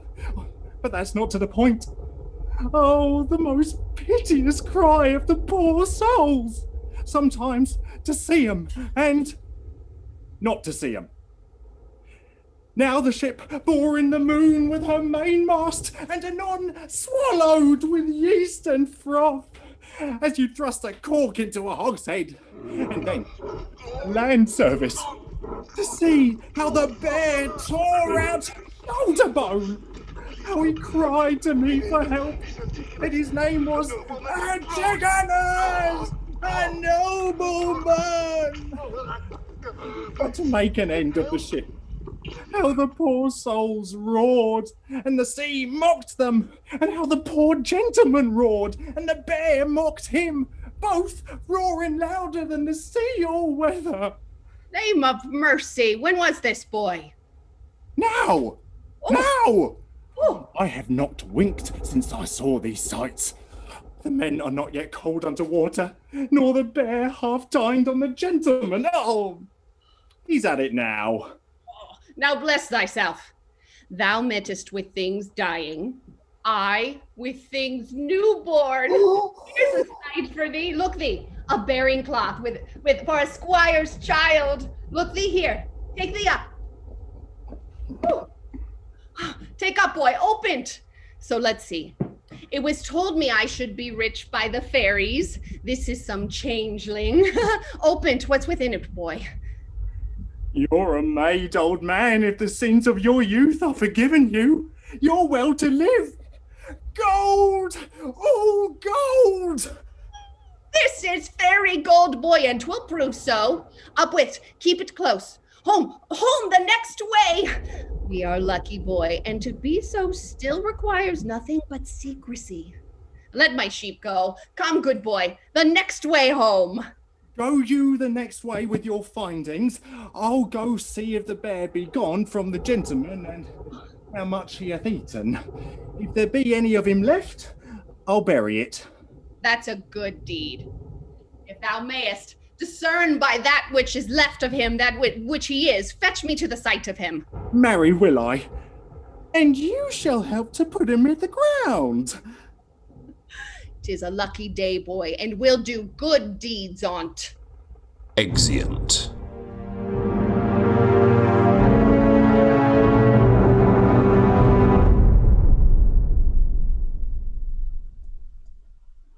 Groundlings, this is your 5-minute interval. You now have 5 minutes to refresh your drinks, refresh yourselves, and prepare for the second half. If you have any questions for myself, the production team, let us know. Otherwise, please be ready for the second half to begin in approximately 5 minutes' time at 20 to 9 GMT. That's GMT. Apologies to our wonderful American audience who were here bright and early for the start of this show, thanks to the vagaries of when different places change time zones.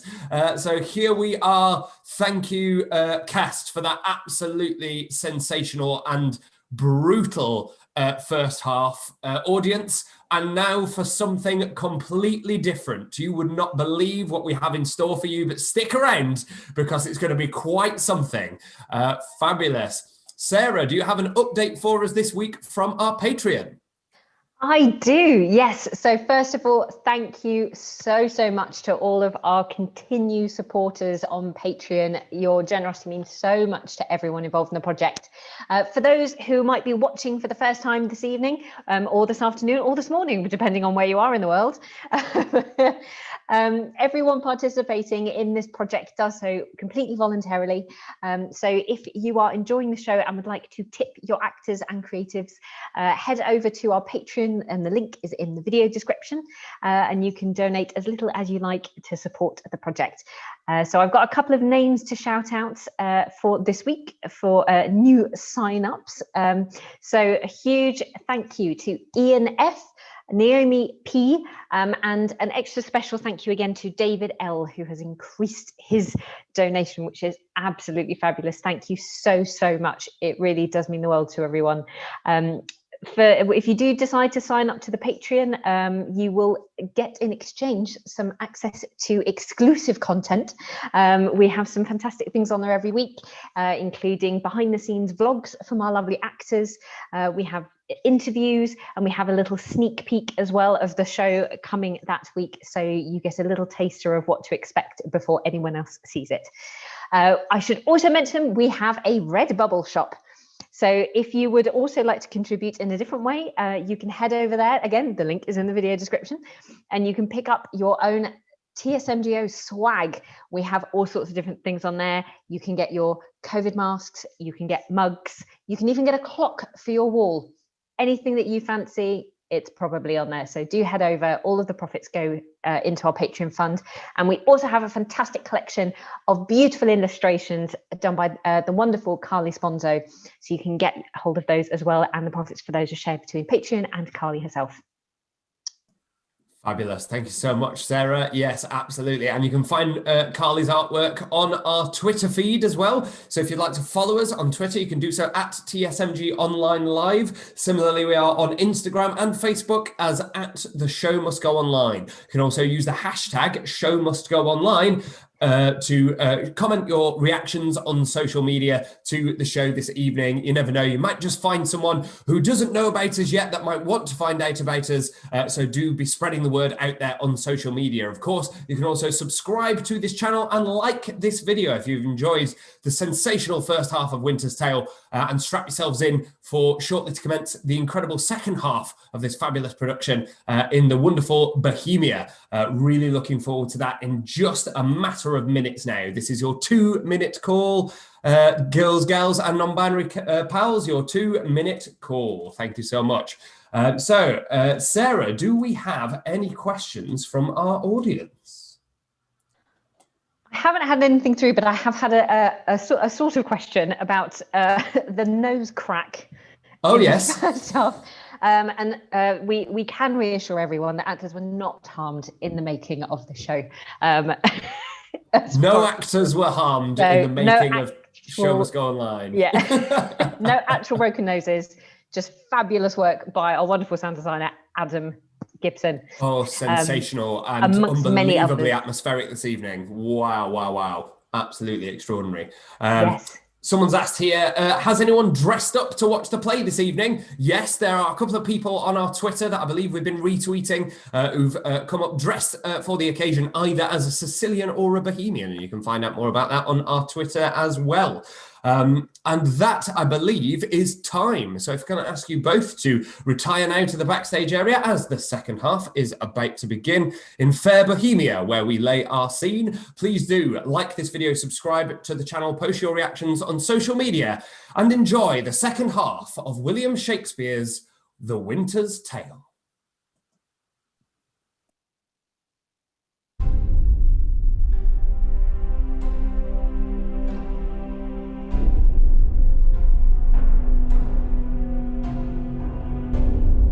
For one, the Tesseract.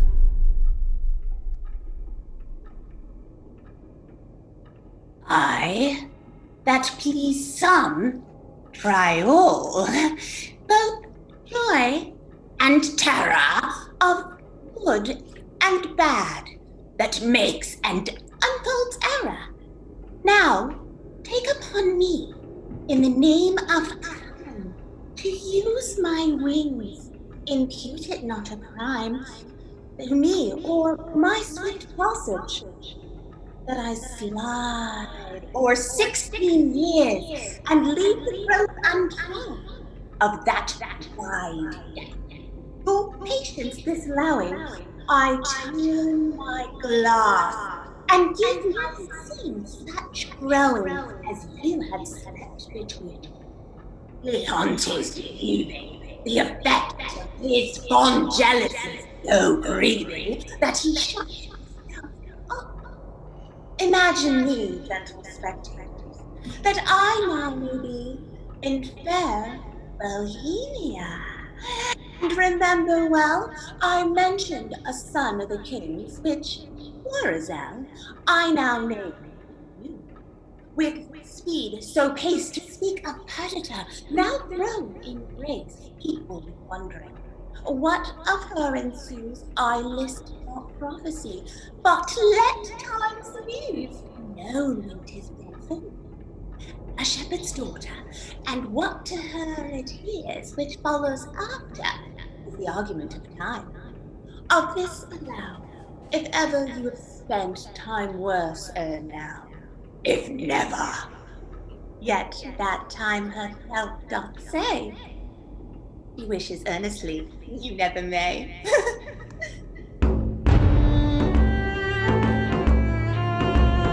For two, Bohemia, Polixenes Palace. I pray thee, good Camillo, be no more importunate. 'Tis a sickness denying thee anything, a death to grant this. It is 16 years since I saw my country.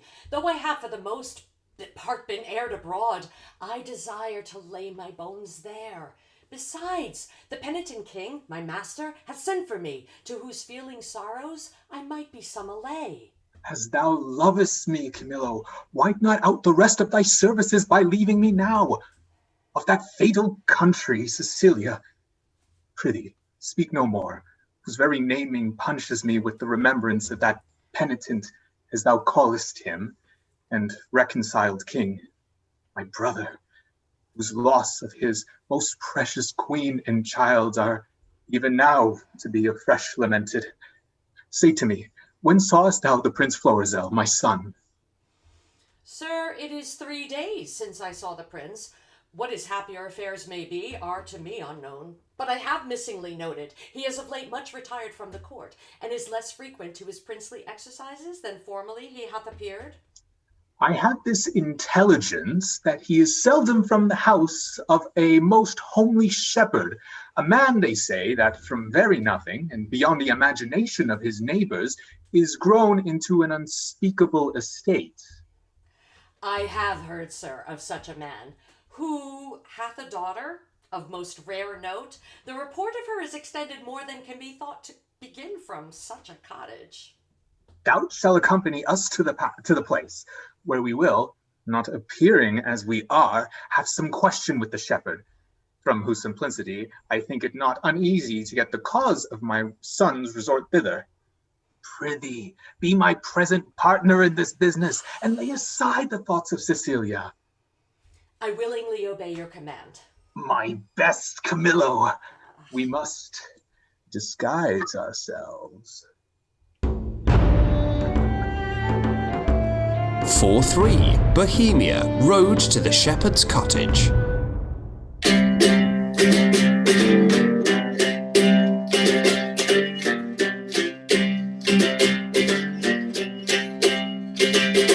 Hey!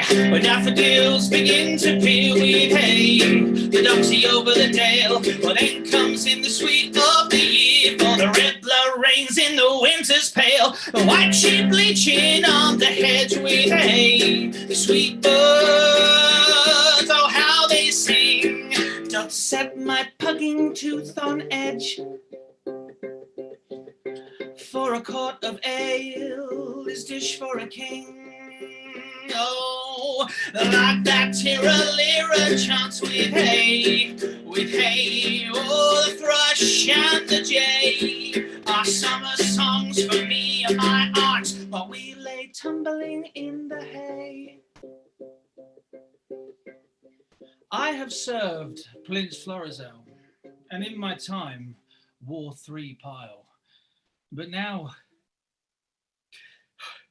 I am out of his service. But shall I go and mourn for the mighty? The pale moon shines by night, and when I wander here and there, I then do most go right. If tinkers may have leave to live and bear the so-skim budget, then my account I well may live, and in the stocks about it, and in the stocks about it, and in the stocks about it. My traffic is sheets. When the kite builds, look to lesser linen. Yeah, my father named me Autolycus, who being as I am, littered under Mercury, was likewise a snapper up of unconsidered trifles. With dye and drab, I purchased this caparison, and my revenue is the silly cheat. Gallows and knock are too powerful on the highway. Beating and hanging are terrors to me. For the life to come, I sleep out the thought of it. Oh, a prize. A prize. Let me see. Every 11 weather tods, every tod yields pound and odd shilling. 1,500 shorn. What comes the wool to? If the springe hold, the cock's mine. Oh, I cannot do it without counters. Oh, let me see. What am I to buy for our sheep shearing feast? Oh, 3 pounds of sugar, 5 pounds of currants, rice. Oh! What will this sister of mine do with rice? But my father hath made her mistress of the feast, and she lays it on. Ooh, I must have saffron to colour the warden pies, mace, dates, none. Ow! Let's add in my note. Nutmegs, 7, a race or 2 of ginger, but that I may beg. 4 pounds of prunes and as many raisins of the sun. Oh! Ever I was born! Oh, in the name of me! Oh, help me! Help me! Pluck off these rags! The death! Death! Alack, poor soul, thou hast need of more rags to lay on thee, rather than have these off. I am robbed, sir, and beaten. My money and apparel taken from me, and these detestable things put upon me. What, by a horseman or a footman? A footman, sweet sir, a footman. Come, lend me thy hand. Oh, good sir, tenderly. Ow! Oh! Alas, poor soul. Oh, good sir, softly, good sir. I fear my shoulder blade is out. How now? Can't stand. Softly, dear sir. Softly, sir. Oh, sir. So yes, you have done me charitable office. Dost lack any money? I have a little money for thee. Oh, no, sweet sir, no, I beseech you, sir, I have a kinsman not past 3/4 of a mile hence, under whom I was going. I shall there have money or anything I want. No, offer me no money, I pray you. That kills my heart. What manner of fellow was he that robbed you? A fellow, sir, that I have known to go about with troll my dames. I knew him once, a servant of the prince. I cannot tell, good sir, for which of his virtues it was, but he was certainly whipped out of the court. His vices, you would say. There's no virtue whipped out of the court. They cherish it to make it stay there, and yet it will no more but abide. Vices, I would say, sir. I know this man well. Some call him Autolycus. Oh, out upon him! Prig! For my life, prig! He haunts wakes, fairs, and bear baitings. Very true, sir! He! That's the rogue that put me into this apparel. Not a more cowardly rogue in all Bohemia. If you had but looked big and spit at him, he'd have run. I must confess to you, sir, I am no fighter. I am false of heart that way, and he knew. I warrant him. How do you now? Oh, sweet sir, much better than I was, and I can stand and walk. I will even take my leave of you and pace softly towards my kinsman. Shall I bring thee on the way? No. Good face, sir. No. Sweet sir. Then fare thee well. I must go buy spices for our sheep shearing. Prosper you, sweet sir.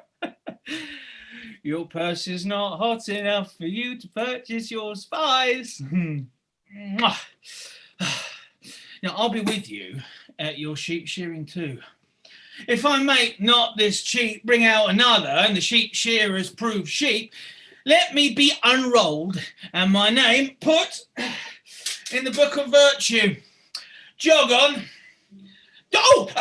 Jog on, jog on, jog on, jog on, jog on, jog on, the footpath away, and merrily hent the star lays, and a merry heart goes on a day, and your satire's in my lay.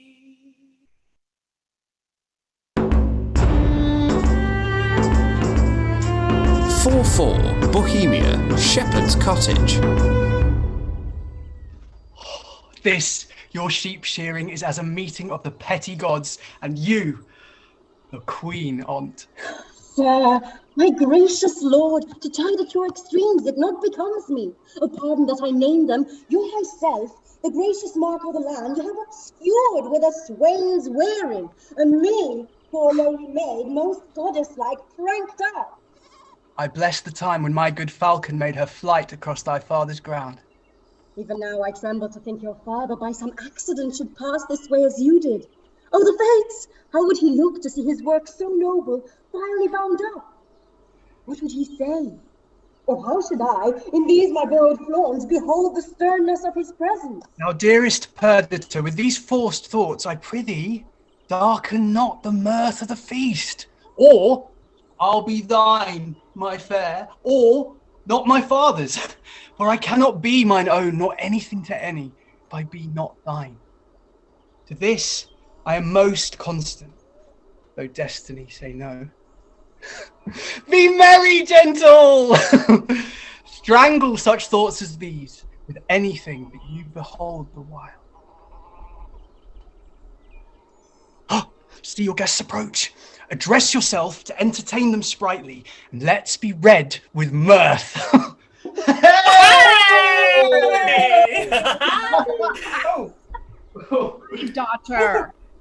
My daughter, you are retired as if you were a feasted one and not the hostess of the meeting. Pray you bid these unknown friends choose welcome, for it is a way to make us better friends, more known. Come, quench your blushes and present yourself that which you are, mistress of the feast. Come on and bid us welcome to your sheep shearing, as your good flock shall prosper. Sir, welcome. It is my father's will I should take on me the hostessship of the day. You're welcome, sir. Give me those flowers there, Dorcas.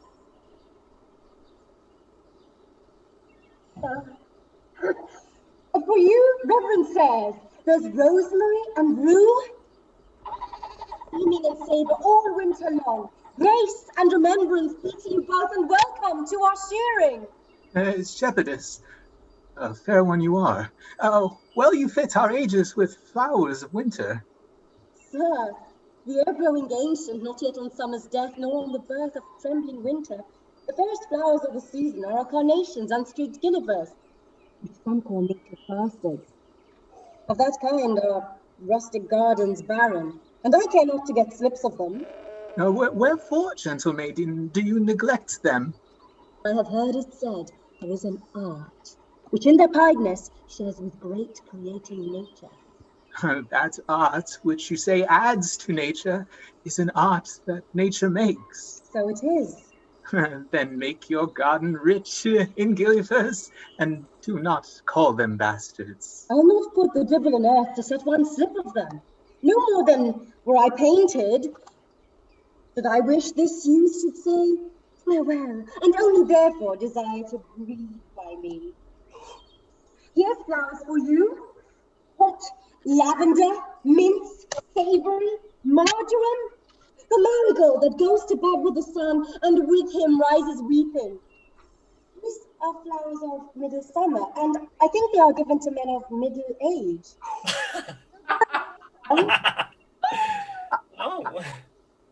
I should leave grazing were I of your flock, and only live by gazing. But alas, it is so lean that blasts of January would blow you through and through. Now, my fairest friend, I would I had some flowers of the spring that might become your time of day, and yours, that were upon your virgin branches, yet your maidenhead's growing. Daffodils that come before the swallow dares, and take the winds of March with beauty. Violets dim, but sweeter than Cytherea's breath. Hold oxlips, and the crown imperial. Oh, these I lack to make you garlands of, and my sweet friend, to strew him o'er and o'er. What, like a corpse? Oh, bank for love to lie and play on, not like a corpse. Or with, not to be buried, but quick and in arms. Take your flowers. Methink I play as I have seen them do in wits and pastorals. Sure, this robe of mine does change my disposition. What you do still betters what is done. Oh, when you speak, sweet, I'd have you do it ever. When you sing, I'd have you buy and sell so. So give alms, pray so. And for the ordering your affairs, to sing them too. When you do dance, I wish you a wave of the sea, that you might ever do nothing but that. Move still so, and own no other function. Each you're doing so singular in each particular crowns what you are doing in the present deeds. All your acts, queens.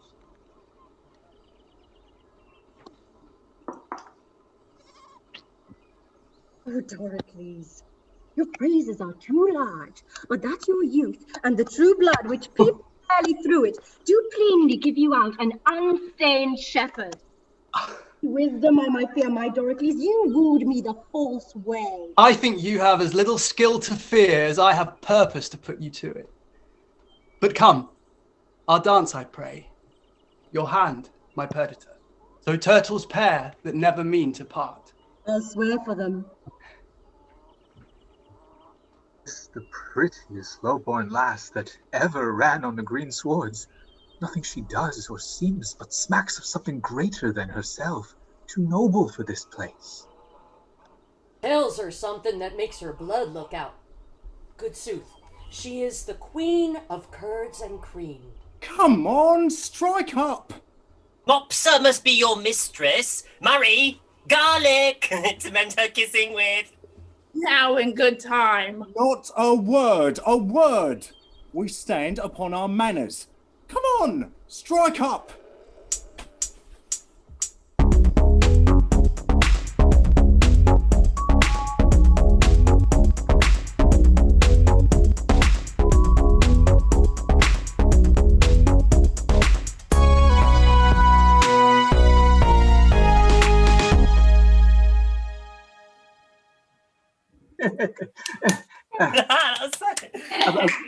Pray, good shepherd, what fair swain is this which dances with your daughter? They call him Doricles and boasts himself to have a worthy feeding. He says he loves my daughter. I think so too. For never gaze the moon upon the waters, he'll stand and read as toward my daughter's eyes. And to be plain, I think there is not half a kiss to choose who loves another best. Oh, she dances featly. So she does anything, though I reported that should be silent. If young Doricles do light upon her, she shall bring him that which he not dreams of. Oh, master! If you did but hear the peddler at the door, you would never dance again after a tabor and pipe. No, the bagpipe could not move you. He has the prettiest love songs for maids, so without bawdry, which is strange, with such delicate burdens as dildos and fading, jumper and thumper. This is a brave fellow. Has he any unbraided wares? He hath ribbons of all the colors of the rainbow, points more than all the lawyers of Bohemia can learnedly handle, though they come to him by the gross. Oh, why he sings them over as they were gods or goddesses. Prithee, bring him in and let him approach singing. But warn him that he use no scurrilous words in his tunes. Hey, lawn as white as driven snow, cypress black as hair was grown, master faces and for noses, golden quaffs and stomachers, all my lads they give their ears, pits and poking sticks of steel, what maid's that from head to heel, come by me, come by, come by, come by, lads, or else your lass will cry, come by, come by, come by, lads, or else your lass will cry, come by.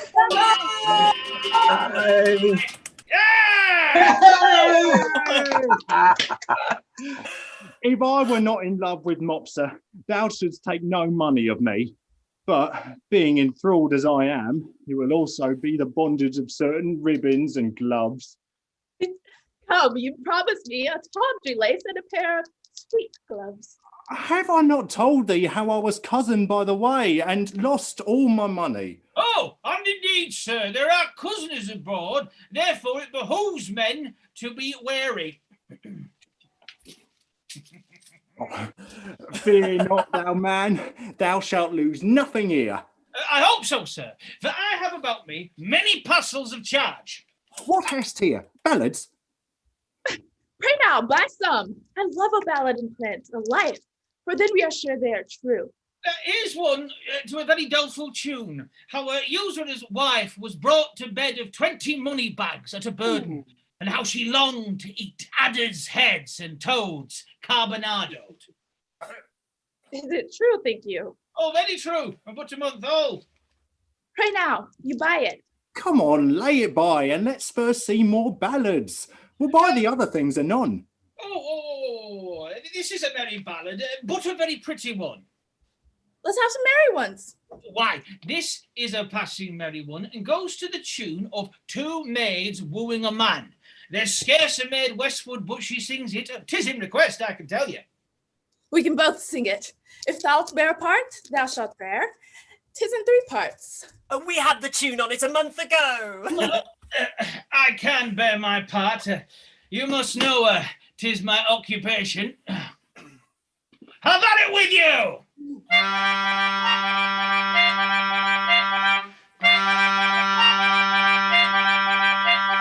Get you hence, for I must go, where if it's not you to know. Whither? Oh, whither? Whither? It becomes thy oath full well, that me thy secrets tell. Me too, let me go thither. Or thou goest to the grange or mill. If to either thou dost ill. Neither. What, neither? Neither! Thou hast sworn my love to be. Thou hast sworn it more to me, then whither goest? Say whither.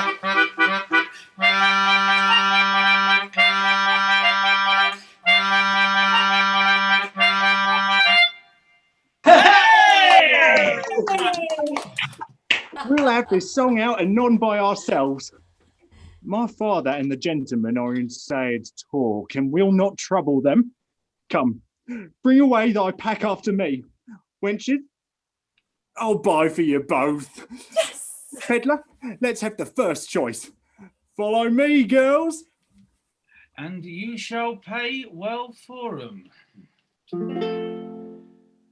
Will you buy any tape or lace for your cape, my dainty duck, my dearer? Any silk, any thread, any toys for your head of the newest and finest a wearer? Come to the peddler, money's a meddler. Ooh,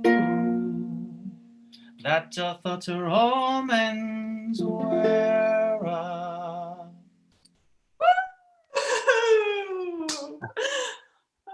How now, fair shepherd? Your heart is full of something that does take your mind from feasting. Sooth, when I was young, and handed love as you do, I was wont to load my she with knacks. I would ransack the peddler's silken treasury and have poured it to her acceptance. You have let him go, and nothing martyred with him. Old sir, I know she prizes not such trifles as these are. The gifts she looks from me are packed and locked up in my heart, which I have given already, but not delivered. Hear me breathe my life before this ancient sir, whom it should seem hath sometime loved. I take thy hand, this hand, as soft as dove's down, or the fanned snow that's bolted by the northern blast twice o'er. What follows this? How prettily the young swain seems to wash the hand was fair before. I have put you out. But to your protestation, let me hear what you profess. Do, and be witness to it. And this my neighbor too? And he, and more than he, and men, the earth, the heavens and all, that were I crowned the most imperial monarch, thereof most worthy, were I the fairest youth that ever made eye swerve, had force and knowledge more than was ever man's, I would not prize them without her love. Fairly offered. This shows a sound affection. But my daughter, say you the like to him? I cannot speak so well, nothing so well, no, nor mean better. By the pattern of mine own thoughts, I cut out the purity of his. Take hands, a bargain! And friends unknown, you shall bear witness to it. I give my daughter to him and will make her portion equal his. That must be the virtue of your daughter. One being dead, I shall have more than you can dream of yet. Enough then for your wonder. But come on, contract us for these witnesses. Come, your hand. And daughter, yours. Soft, swain, a while, beseech you. Have you a father? I have, but what of him? Knows he of this? He neither does nor shall. Methinks a father is at the nuptials of his son a guest that best becomes the table. Pray you, once more, is not your father grown incapable of reasonable affairs?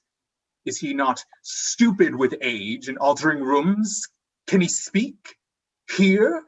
No man for man dispute his own estate? Lies he not bedridden, and again does nothing but what he did, being childish? No, good sir, he has his health and ampler strength indeed than most have of his age. By my white beard, you offer him, if this be so, a wrong something unfilial. Reason, my son should choose himself a wife, but as good reason, the father, all whose joy is nothing else but fair posterity, should hold some counsel in such a business. I yield all this, but for some other reasons, my grave sir, which 'tis not fit you know, I not acquaint my father of this business. Let him know it. He shall not. Prithee, let him. No, he must not. Let him, my son. He shall not need to grieve at knowing of thy choice. Come, he must not. Mark our contract. Mark your divorce, young sir. Son, I dare not call. Thou art too base to be acknowledged. Thou, a scepter's heir that thus affects a sheep hook. Thou, old traitor, I am sorry that by hanging thee I can but shorten thy life 1 week. And thou, fresh piece of excellent witchcraft, whom a horse must know the royal fool thou copest with. My heart! I'll have thy beauty scratched with briars and made more homely than thy state. For thee, fond boy, if I may ever know thou dost but sigh that thou no more shalt see this neck, as never I mean thou shalt, we'll bar thee from succession. Follow us to the court. Thou, churl, for this time, though full of our displeasure, yet we free thee from the dead blow of it. And you, enchantment, unworthy thee, if ever henceforth thou these rural latches to his entrance open, or hoop his body more with thy embraces, I will devise a death as cruel for thee as thou art tender to it. Even here I'm done. I was not much afeared, for once or twice I was about to speak and tell him plainly. The self-same sun that shines upon his court hides not his visage from our cottage, but looks on alike. Will it please you, sir, be gone. I told you what would become of this. Beseech you of your own state, take care. This dream of mine, being now awake, I'll queen it no into farther, but milk my ewes and weep. Why, how now, father? Speak, ere thou diest. I cannot, nor think, nor dare to know that which I know. Oh, sir, you have undone a man of 63 that thought to fill his grave with quiet. Yea, to die upon the bed my father died, to lie close by his honest bones. But now some hangman must put on my shroud and lay me where no priest shovels in dust. Oh, cursed wretch. Thou knewst this was the prince, and wouldst adventure to mingle faith in him. Undone, undone! If I might die within this hour, I have lived to die when I desire. Why look you so upon me? I am but sorry, not afeard, delayed, but nothing altered. What I was, I am, more straining on for plucking back, not following my leash unwillingly. Gracious my lord, you know your father's temper. At this time he will allow no speech, which I do guess you do not purpose to him. And as hardly will he endure your sight, as yet I fear. Then, till the fury of his highness settle, come not before him. I not purpose it. I think Camillo. Even he, my lord. How oft have I told you 'twould be thus? How often said my dignity would last but till it were known? It cannot fail but by the violation of my faith, and then let nature crush the sides of the earth together and mar the seeds within. Lift up thy looks. From my succession, wipe me, father. I am heir to my affection. This is desperate, sir. So call it, but it does fulfill my vow. I needs must think it honesty. Camillo, not for Bohemia, nor the pomp that may be there it gleaned, will I break my oath to this, my fair beloved. This you may know, and so deliver. I am put to sea with her who here I cannot hold on shore, and most opportune to her need, I have a vessel rides fast by, but not prepared for this design. What course I mean to hold shall nothing benefit your knowledge, nor concern me the reporting. Oh, my lord, I would your spirit were easier for advice or stronger for your need. Hark, Perdita, I'll hear you by and by. He's irremovable, resolved for flight. Now, were I happy if his going I could frame to serve my turn, save him from danger, do him love and honor, purchase the sight again of dear Sicilia and that unhappy king, my master, whom I so much thirst to see. Now, good Camillo, I am so fraught with curious business that I leave out ceremony. Sir, I think you have heard of my poor services in the love that I have borne your father. Very nobly have you deserved. Well, my lord, if you may please to think I love the king, I'll point you to where you shall have such receiving as shall become your highness, where you may enjoy your mistress, from the whom I see there's no disjunction to be made, but by heavens forfend your ruin, marry her. And with my best endeavors in your absence, your discontenting father strive to qualify and bring him up to liking. How, Camillo, may this almost a miracle be done? Have you thought on a place where to you go? Not any yet. Then list to me. This follows if you will not change your purpose but undergo this flight. Make for Sicilia, and there present yourself and your fair princess, for so I see she must be. Methinks I see Leontes opening his free arms and weeping his welcomes forth, asks thee, there, son, forgiveness, as 'twere in the father's person, kisses the hands of your fresh princess, o'er and o'er divides him twixt his unkindness and his kindness. The one he chides to hell, and bids the other grow faster than thought or time. Worthy Camillo, what colour for my visitation shall I hold up before him? Sent by the king your father to greet him and to give him comforts. Sir, the manner of your bearing towards him, with what you, as from your father, shall deliver, things known twixt us three, I'll write you down. The which shall point you forth at every sitting what you must say, that he shall not perceive, but that you have your father's bosom there, and speak his very heart. I am bound to you. Oh, there is some sap in this. Oh, but the thorns we stand upon. Camillo, preserver of my father, and now of me, the medicine of our house. How shall we do? We are not furnished like Bohemia's son, nor shall appear in Sicilia. My lord, fear none of this. I think you know my fortunes do all lie there. It shall be so my care to have you royally appointed, as if the scene you play were mine. For instance, sir, that you may know you shall not want one word. Oh, what a fool honesty is! I have sold all my trumpery. Let not a counterfeit stone, not a ribbon, glass, pomander, brooch, table book, ballad, knife, tape, glove, shoe tie, bracelet, horn ring to keep my pack from fasting. Oh, my clown grew so in love with the wench's song that he would not stir his petitos till I had both tune and words, which so drew the rest of the herd to me that all their other senses stuck in ears.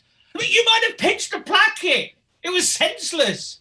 'Twas nothing to gild a codpiece of a purse. I would have filed keys off that hung in chains, so that picked and cut most of their festival purses.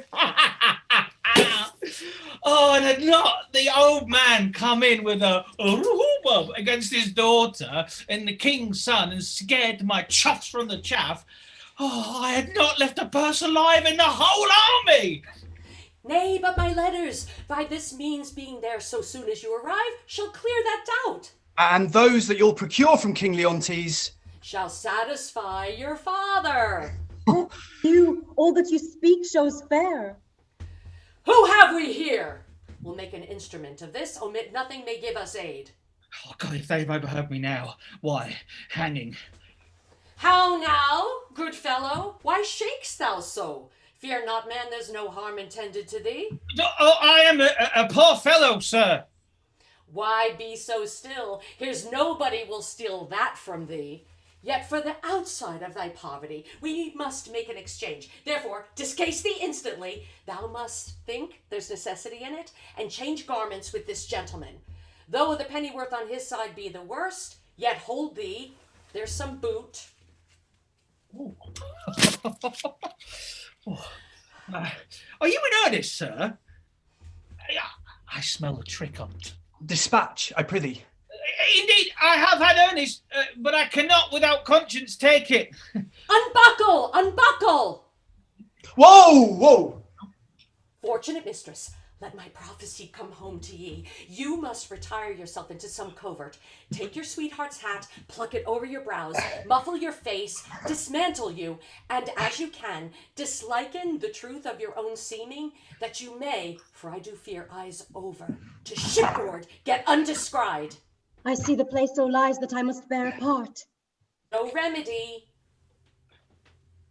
Oh. Have you done there? Should I now meet my father, he would not call me son. Nay, you shall have no hat. Come, lady, come. Farewell, my friend. Oh, adieu, sir. Oh, Perdita, what have we twain forgot? Pray you, a word. What I do next shall be to tell the king of this escape, and whither they are bound, wherein my hope is I shall so prevail to force him after, in whose company I shall review Sicilia, for whose sight I have a woman's longing. Fortune speed us. Oh, thus we set on, Camillo, to the seaside. The swifter speed, the better. I understand the business. I hear it. The prince himself is about a piece of iniquity, stealing away from his father with his clog at his heels. If I thought it were a piece of honesty to acquaint the king withal, I would not do it. I hold it the more knavery to conceal it, and therein am I constant in my profession. Aside, here is more matter for a hot brain. Every lane's end, every shop, church, session, hanging, yields a careful man work. See what a man you are now. There is no other way but to tell the king she's a changeling, and none of your flesh and blood. Nay, but hear me. Nay, but hear me. Go to then. She being none of your flesh and blood has not offended the king, and so your flesh and blood is not to be punished by him. Show those things you found about her, those secret things, all but what she has with her. This being done, let the law go whistle, I warrant you. I will tell the king all, every word, yea, and his son's pranks too, who I may say is no honest man, neither to his father nor to me, to go about to make me the king's brother-in-law. Indeed, brother-in-law was the farthest off you could have been to him, and then your blood had been the dearer by I know how much an ounce. Very wisely. Oh, puppies. Well, let us to the king. There is in this fardel, we'll make him scratch his beard. I know not what impediment this complaint may be to the flight of my master. Pray heartily he be at palace. Look, though I am not naturally honest, I am so sometimes by chance. Oh, let me pocket up my peddler's excrement. How now, rustics? Whither are you bound? To the palace, and like your worship. Your father? What? With whom? The condition of that fardel? The place of your dwelling? Your names? Your ages? Of what having? Breeding? And anything that is fitting to be known? Discover. We are but plain fellows, sir. A lie. You are rough and hairy. Are you a courtier, and like you, sir? Whether it like me or no, I am a courtier. Seest thou not the air of the court in these unfoldings? Huh? Hath not my gait in it the measure of the court? Receives not thy nose court odour from me? I am a courtier cap-a-pay, and one that will either push on or pluck back thy business there, whereupon I command thee to open thy affair. My business, sir, is to the king. What advocate hast thou to him? I know not, and like you. Advocate is the court word for a pheasant. Say you have none. None, sir. I have no pheasant, cock, nor hen. Oh, how blessed are we that are not simple men. Yet nature might have made me as these are. Therefore, I will not disdain. This cannot be but a great courtier. His garments are rich, but he wears them not handsomely. He seems to be the more noble in being fantastical. A great man, I'll warrant you. I'll know by the picking on's teeth. The file there! What's in the file? Where for the box? Sir, there lies such secrets in this Fardolin box which none must know but the king, which he shall know within this hour, if we may come to the speech of him. Age! Thou hast lost thy labour. Why, sir? The king is not at the palace. He has gone aboard a new ship to purge melancholy and air himself. For if thou best capable of things serious, thou must know the king is full of grief. So 'tis said, sir, about his son, that he should have married a shepherd's daughter? If that shepherd be not in hand fast, let him fly. The curses he shall have, the tortures he shall feel, will break the back of man, the heart of monster. Think you so, sir? Not he alone shall suffer what wit can make heavy and vengeance bitter, but those that are germane to him, though removed 50 times, shall all come under the hangman, which though it be great pity, yet is necessary. Some say he shall be stoned to death, but that death is too soft for him, say I. All deaths are too few, the sharpest too easy. Has the old man e'er a son, sir? Do you hear? And like you, sir? He has a son who shall be flayed alive, then anointed over with honey. Set on the head of a wasp's nest, and stand till he be 3/4 and a dram dead. Then recovered again with aquavitae or some other hot infusion. Then raw as he is, and in the hottest day prognostication proclaims, shall he be set against a brick wall, the sun looking with a southward eye upon him, where he is to behold him with flies blown to death. But what talk of these traitorly rascals, whose miseries are to be smiled at, their offences being so capital? Tell me, for you seem to be a plain honest man, what you have to the king. Being something gently considered, I'll bring you where he is aboard, tender your persons to his presence, whisper him in your behalfs, and if it be in man besides the king to effect your suits, here is man that shall do it. He seems to be of great authority. Close with him, give him gold, and though authority be a stubborn bear, yet he is oft led by the nose with gold. Remember, stoned and flayed alive. And please you, sir, to undertake the business for us.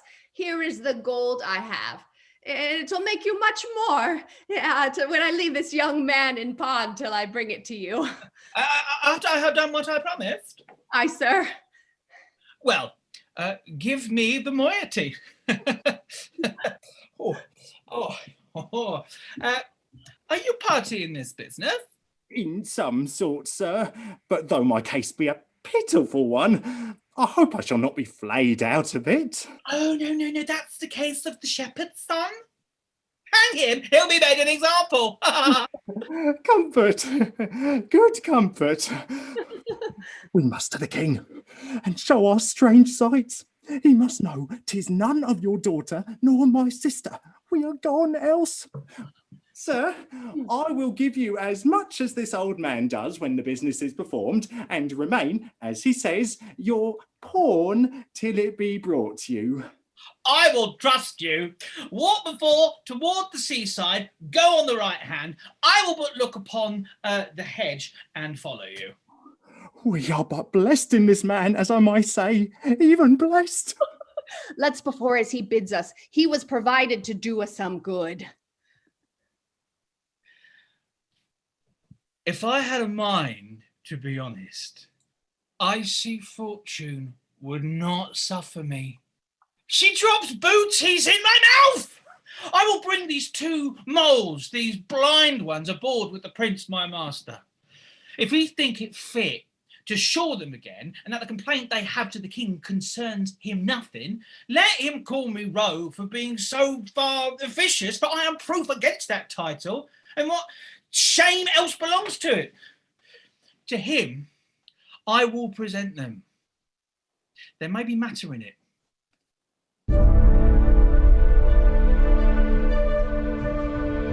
5-1 Sicilia, Leontes Palace. Sir, you have done enough and have performed a saint-like sorrow. No fault could you make which you have not redeemed. At the last, do as the heavens have done. Forget your evil. With them, forgive yourself. Whilst I remember her and her virtues, I cannot forget my blemishes in them, and so still think of the wrong I did myself, which was so much, that heirless it hath made my kingdom, and destroyed the sweetest companion that e'er man bred his hopes out of. True, too true, my lord. If one by one you wedded all the world, or from the all that are took something good to make a perfect woman, she you killed would be unparalleled. I think so. Killed? She I killed. I did so, but thou strikest me sorely to say I did. It is as bitter upon thy tongue as in my thought.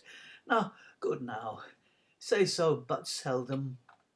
Not at all, good lady. You might have spoken 1,000 things that would have done the time more benefit and graced your kindness better. You are one of those would have him wed again. If you were not so, you pity not the state, nor the remembrance of his most sovereign name. Consider little what dangers, by his highness's fail of issue, may drop upon his kingdom. What holier than for royalty's repair, for present comfort, and for future good, to bless the bed of majesty again with a sweet fellow to it. There is none worthy, respecting her that's gone. Besides, the gods will have fulfilled their secret purposes. For has not the divine Apollo said, it's not the tenor of his oracle, that King Leontes shall not have an heir till his lost child be found? Which that it shall is all as monstrous to our human reason as my Antigonus to break his grave and come again to me, who on my life did perish with the infant. Care not for issue, the crown will find an heir. Great Alexander left his to the worthiest, so his successor was like to be the best. Good Paulina, who has the memory of Hermione, I know in honour. Oh, that ever I had squared me to thy counsel. Then, even now, I might have looked upon my queen's full eyes, have taken treasure from her lips, and left them more rich for what they yielded. Thou speakst truth. No more such wives, therefore no wife. One worse and better used would make her sainted spirit again possess her corpse, and on this stage where we offenders move, appear soul vexed, and begin, why, to me. Had she such power, she had just cause. Will you swear never to marry but by my free leave? Never, Paulina, so be blessed my spirit. Then good my lords bear witness to his oath. You tempt him overmuch. Unless another, as like Hermione, as is her picture affront his eye. Good madam. I have done. Yet if my lord will marry, if you will, sir, no remedy but you will, give me the office to choose you a queen.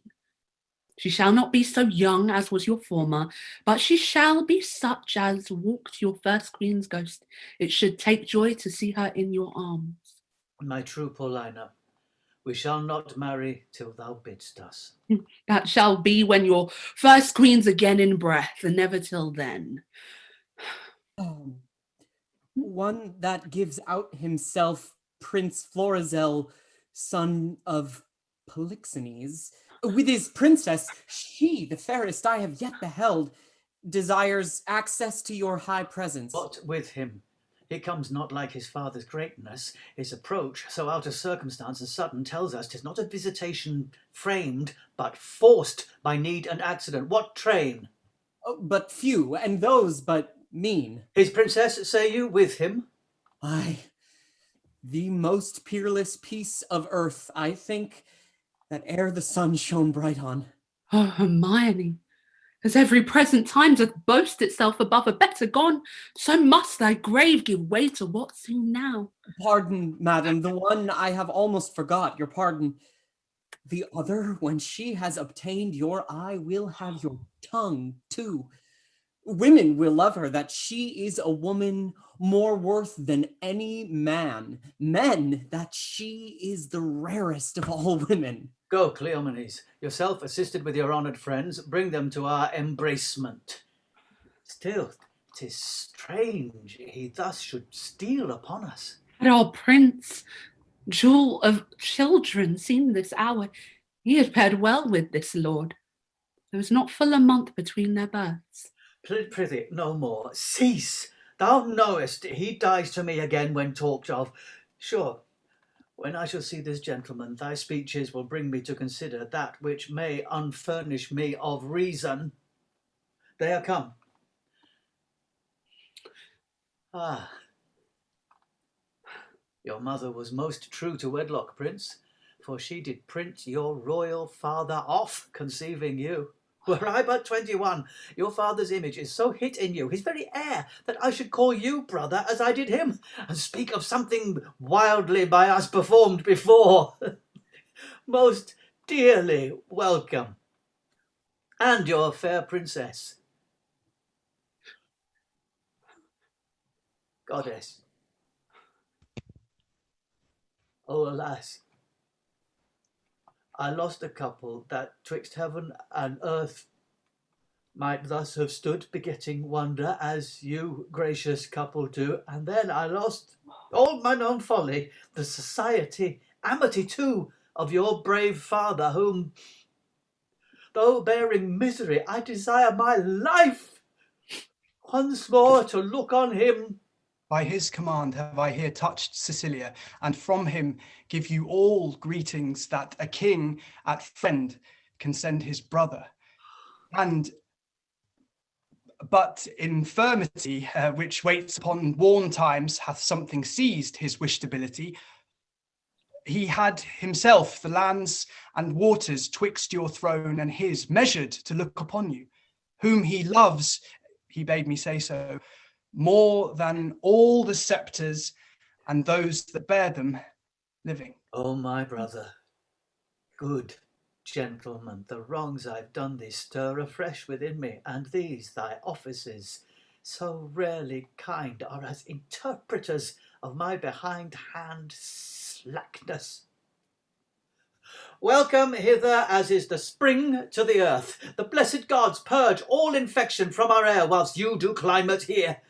You have a holy father, a graceful gentleman, against whose person, so sacred as it is, I have done sin, for which the heavens, taking angry note, have left me issueless, and your father's blessed, as he from heaven merits it, with you, worthy his goodness.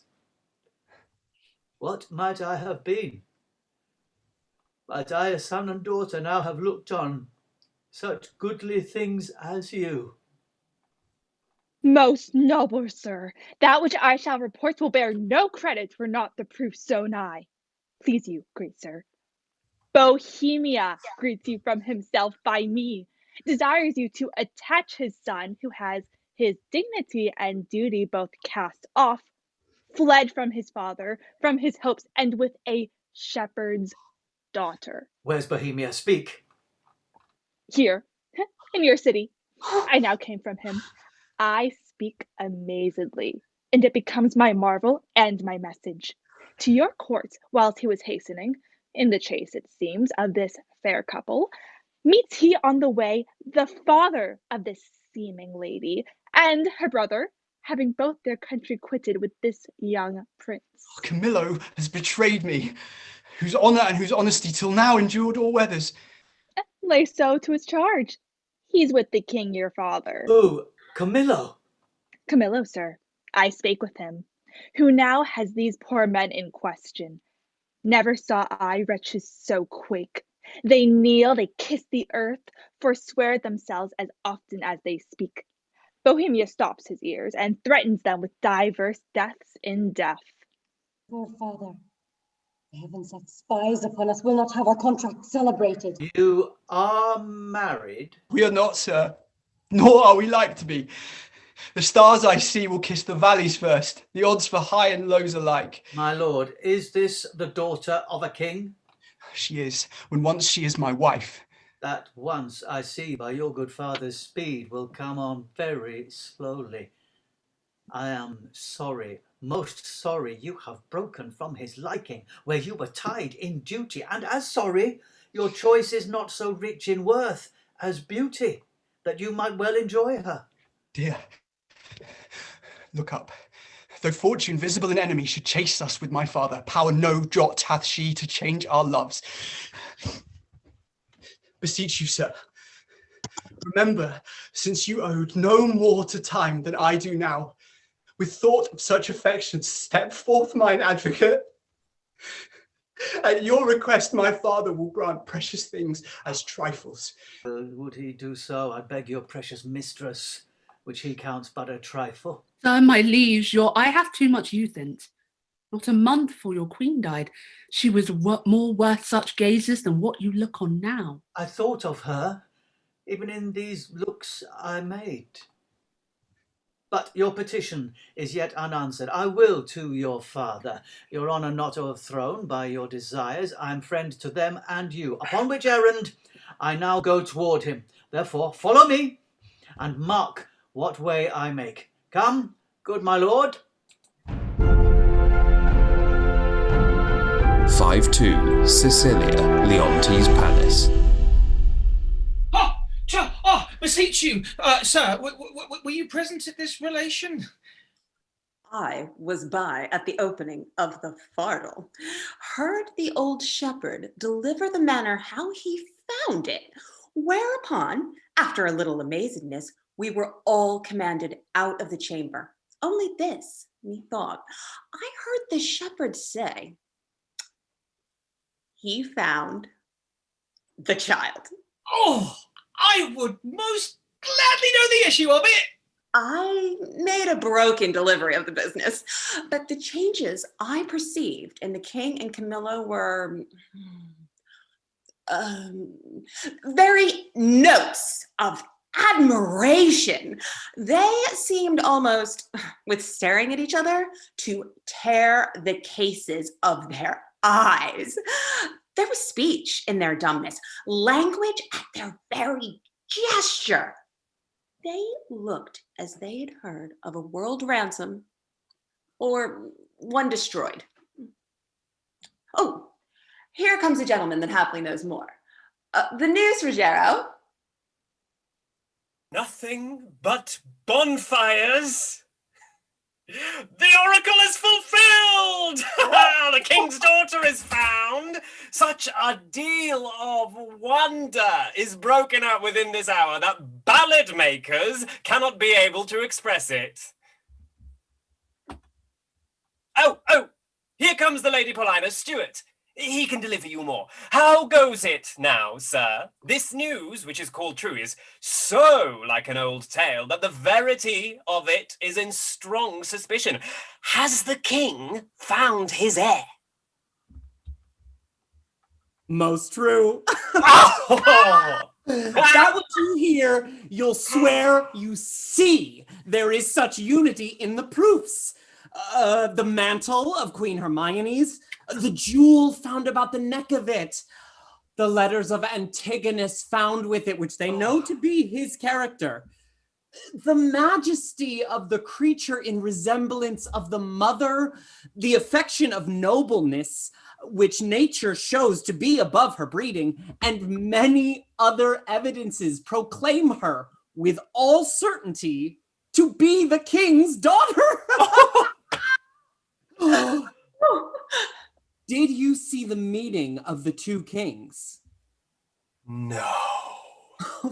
Then you have lost a sight which was to be scene cannot be spoken of. There might you have beheld one joy crown another, so and in such manner that it seemed sorrow wept to take leave of them, for their joy waded in tears. Our king, being ready to leap out of himself for joy of his found daughter, as if that joy were now become a loss, cries, "Oh, thy mother, thy mother!" Then asks Bohemia forgiveness, then embraces his son-in-law, then again worries he his daughter with clipping her. Now he thinks the old shepherd, which stands by like a weather-bitten conduit of many kings' reigns. I never heard of such another encounter, which lames report to follow it and undoes description to do it. Oh, what, pray you, became of Antigonus, that carried the child hence? Like an old tale still. He was torn to pieces with a bear. This about the shepherd's son, who has not only his innocence, which seems much, to justify him, but a handkerchief and rings that Paulina knows. Oh, what a noble combat twixt joy and sorrow was fought in Paulina. She lifted the princess from the earth and so locks her in embracing as if she would pin her to her heart, that she might no more be in danger of losing. The dignity of this act was well worth the audience of kings and princes, for by such it was acted. Are they returned to the court? No, the princess, hearing of her mother's statue, which is in the keeping of Paulina, a piece which is many years in doing, and now newly performed by that rare Italian master, Giulia Romano. Who, had he himself eternity, could put breath into his work, would beguile nature of her custom, so perfectly he is her ape. He, so near to Hermione, hath done Hermione, that they say one would speak and stand in hope of an answer. Thither they are gone with all greediness of affection, and there they intend to sup. I thought she had some great manor there in hand, for she hath privately, twice or thrice a day, ever since the death of Hermione, visited that removed house. Shall we thither, and with our company piece the rejoining? Events that has benefit of access. Every wink of an eye, some new grace will be born. Our absence makes us unthrifty to our knowledge. Let's along. I bought the old man and his son who bought the prince. Told him I heard them talk of a fardel, and I know not what. But 'tis all one for me, for had I been the finder out of this secret, it would not have relished among my other discredits. Here come those I've done good to against my will, and already appearing in the blossoms of their fortune. You are well met, sir. You denied to fight with me this other day because I was no gentleman born. See you these clothes? Say you see them not, and think me still no gentleman born. You had best say these robes are not gentleman born. Give me the lie, do, and try whether I am not now a gentleman born. I know you are now, sir, a gentleman born. I and have been so any time these 4 hours. And so have I, boy. So you have. But I was a gentleman born before my father. For the king's son took me by the hand and called me brother. And then the two kings called my father brother. And then the prince my brother and the princess my sister called my father father. And so we wept. And there was the first gentleman-like tears that ever we shed.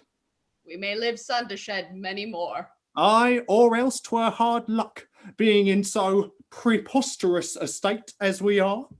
I humbly beseech you, sir, to pardon me all the faults I have committed to your worship, and to give me your good report to the prince, my master. give me thy hand.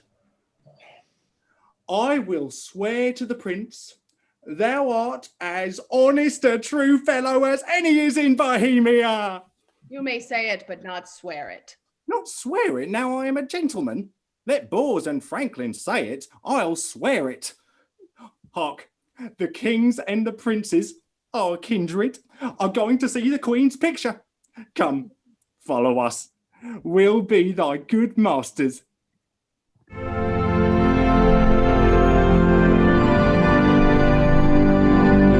5-3, Paulina's house. Oh, Paulina, we honour you with trouble, but we came to see the statue of our Queen. Your gallery have we passed through, not without much content in many singularities, but we saw not that which my daughter came to look upon. The statue of her mother? As she lived peerless, so her dead likeness, I do well believe excels whatever yet you looked upon, or hand of man hath done. Therefore I keep it lonely, apart. But here it is, prepared to see the life as lively mocked as ever still sleep mock death. Behold, and say 'tis well.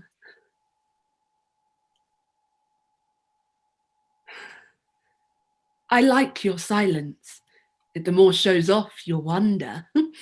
But yet, speak. First you, my liege, comes it not something nearer? Her natural posture. Chide me, dear stone, that I may say indeed thou art Hermione, or rather thou art she in thy not chiding, for she was as tender as infancy and grace. But yet, Paulina, Hermione was not so much wrinkled, nothing so aged as this seems.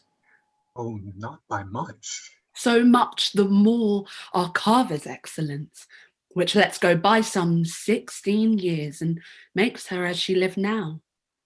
As now she might have done, so much to my good comfort as it is now piercing to my soul. Oh, thus she stood, even with such life of majesty, warm life as now it coldly stands, when first I wooed her. I am ashamed. Does not the stone rebuke me for being more stone than it? Oh, royal peace.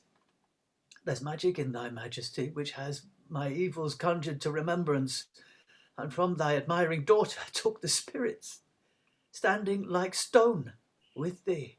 And give me leave, and not say 'tis superstition that I kneel and then implore her blessing. Lady, dear queen, that ended when I but began, give me that hand of yours to kiss. Oh, patience! The statue is but newly fixed, the colour's not dry. My lord, your sorrow was too sore laid on, which 16 winters cannot blow away, so many summers dry. Scarce any joy did ever so long live, no sorrow but killed itself much sooner. Dear my brother, but him that was the cause of this have power to take off so much grief from you as he will piece up in himself. Indeed, my lord. If I had thought the sight of my poor image would thus have wrought you, for the stone is mine, I'd not have showed it. Do not draw the curtain. No longer shall you gaze on it, lest your fancy may think anon it moves. Let be, let be. Would I were dead, but that methinks already. What was he that did make it? Say, my lord, would you not deem it breathed, and that those veins did verily bear blood? Masterly done. The very life seems warm upon her lip. The fixture of her eye has motion in it, as we are mocked with art. I'll draw the curtain. My lord's almost so far transported that he'll think anon it lives. Oh, sweet Paulina, make me to think so 20 years together. No settled senses of the world can match the pleasure of that madness. No, let it alone. I am sorry, sir. I've thus far stirred you, but I could afflict you further. Do, Paulina, for this affliction has a taste as sweet as any cordial comfort. Still, methinks, there is an air comes from her. What fine chisel could ever yet cut breath. Let no man mock me, for I will kiss her. Good my lord, forbear. The ruddiness upon her lip is wet. You'll mar it if you kiss it. Stain your own with oily painting. Shall I draw the curtain? No, not these 20 years. So long could I stand by, a looker on. Either forbear, quit presently the chapel, or resolve you for more amazement. If you can behold it, I'll make the statue move, indeed, descend, and take you by the hand. But then you'll think, which I protest against, I'm assisted by wicked powers. What you can make her do, I am content to look on. What to speak, I am content to hear, for it is as easy to make her speak as move. It is required you do awake your faith. Then all stand still. All those that think it is unlawful business I am about, let them depart. Proceed. No foot shall stir. Music. Awake her. Strike. 'Tis time. Descend, be stone no more. Approach. Strike all that look upon with marvel. Come. I'll fill your grave up, stir. Nay, come away. Bequeath to death your numbers, for from him dear life redeems you. You perceive she stirs. Start not. Her action shall be holy as you hear my spell is lawful. Do not shun her until you see her die again, for then you kill her double. Nay, present your hand. When she was young, you wooed her. Now in age is she become the suitor.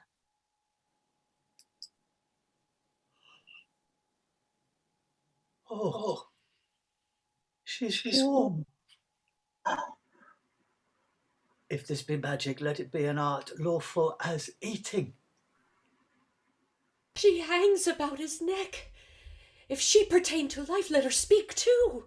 Aye, and make it manifest where she has lived or house stolen from the dead. That she is living, were it but told you, should be hooted at like an old tale. But it appears she lives, though yet she speaks not. Mark a little while. Please you to interpose, fair madam, kneel, and pray your mother's blessing. Turn, good lady, our Perdita is found. Dear gods, look down, and from your sacred vials pour your graces upon my daughter's head. Ah.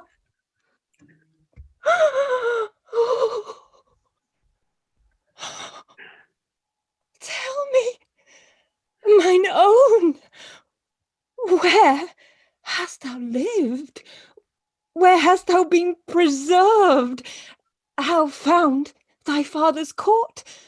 For thou shalt hear that I, knowing by Paulina that the oracle gave hope thou wast in being, have preserved myself to see the issue.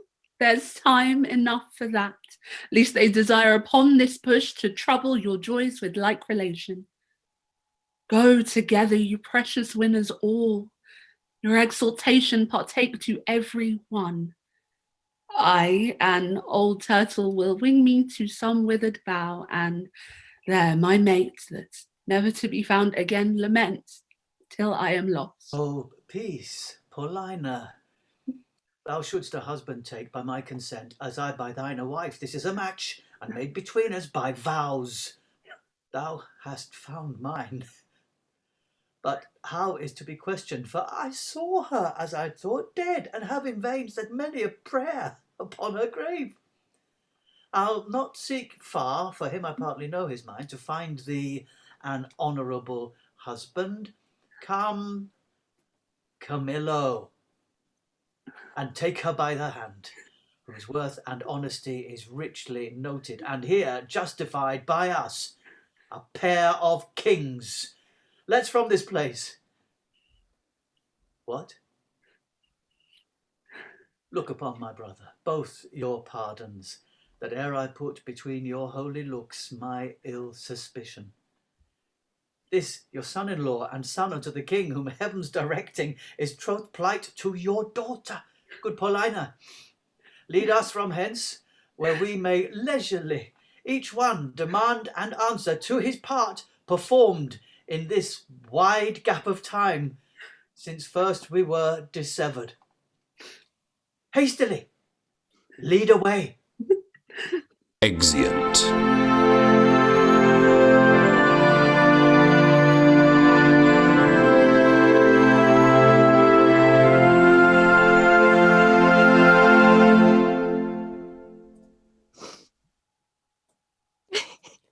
Come on out here, everyone. Give yourselves a huge, gargantuan round of applause. What a sensational evening. Thank you all so much from the bottom of my heart. That was honestly, I didn't want it to end. I honestly didn't want it to end. Pure magic. Thank you all so much. Wow. So here we go. For those watching around the world at home, thank you for joining us. Allow me to introduce you, as always, to our incredible cast and crew, starting as always with the amazing Sarah Peachy. Hi everyone, I'm Sarah. I'm an actor and innovation project manager based in Glasgow. Our Associate Director, Stage Manager and Master of Props, Emily Ingram. Hi, I'm Emily. I'm a writer, director and stage manager based in Edinburgh in Scotland. On Music and Sound, Adam Gibson. Hi, I'm Adam. I'm a sound designer and composer currently based in London. And our cast for this evening as Leontes, Colin Hurley. Hi, I'm Colin. I'm an actor based in London. As Paulina, Honey Gabriel. Hello, all. I'm Honey. I'm an actor and voiceover artist based in South London. As Camillo, Elizabeth Dennehy. Hi, I'm Elizabeth Dennehy. I'm a teacher and educator, shout out Loxa Theatre in Los Angeles, California. As Polixenes, Andrew Pawarroo.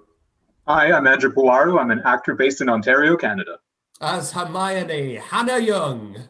Hello, I'm Hannah Young and I'm an actor and voiceover artist from Stratford-upon-Avon.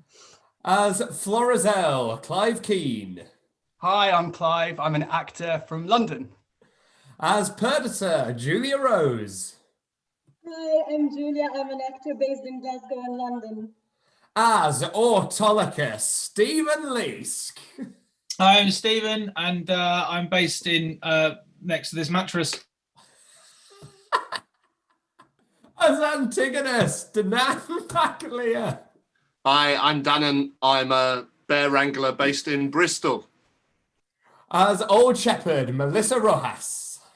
Hi everyone, I'm Melissa out of Atlanta, Georgia. As Clown, Will Gillham. Hi, I'm Will. I'm an actor based in London. As First Lord, Sarah Gruber. Hi, I'm Sarah. I'm an actor and dancer based out of Boston, Massachusetts. As Mamilius, Eva Yacobi. Hi, I'm Eva Yacobi. I'm an actor in London. As Luke, as our ensemble for this evening, Luke Ferrugia. Hi everybody, I'm an actor and cabaret artist based in London, but originally from Malta. Michael P. McDonald. Hello everyone, I'm an actor based in the Bay Area, California. Summer Knowles. Hi, I'm Summer Knowles, based in Memphis, Tennessee. Hasna Haider. Hi, I'm Hasna. I'm a writer based in London, also from the Maldives. Kristen Duffy. Hi, I'm Kristen. I'm an actor, producer, and podcaster based in London.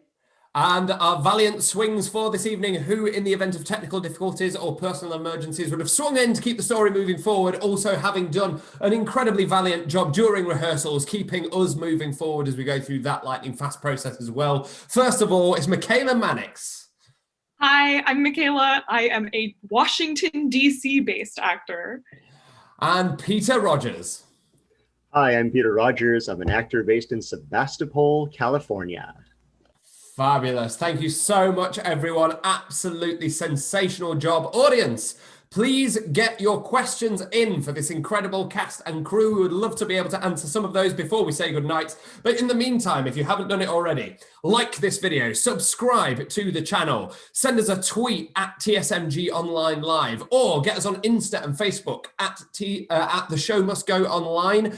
Consider making a donation to our Patreon. You can find a link in the description, or even better, get yourself some exclusive TSMGO merchandise. You can get artwork, you can get prints, you can get clocks, you can get mugs, you can get t-shirts, you can get anything that your heart desires, TSMGO branded, all proceeds of which go towards our Patreon hardship fund, which is distributed through all actors that opt in. Thank you so much, everyone. Any questions you've got? Oh my word, I'm sorry.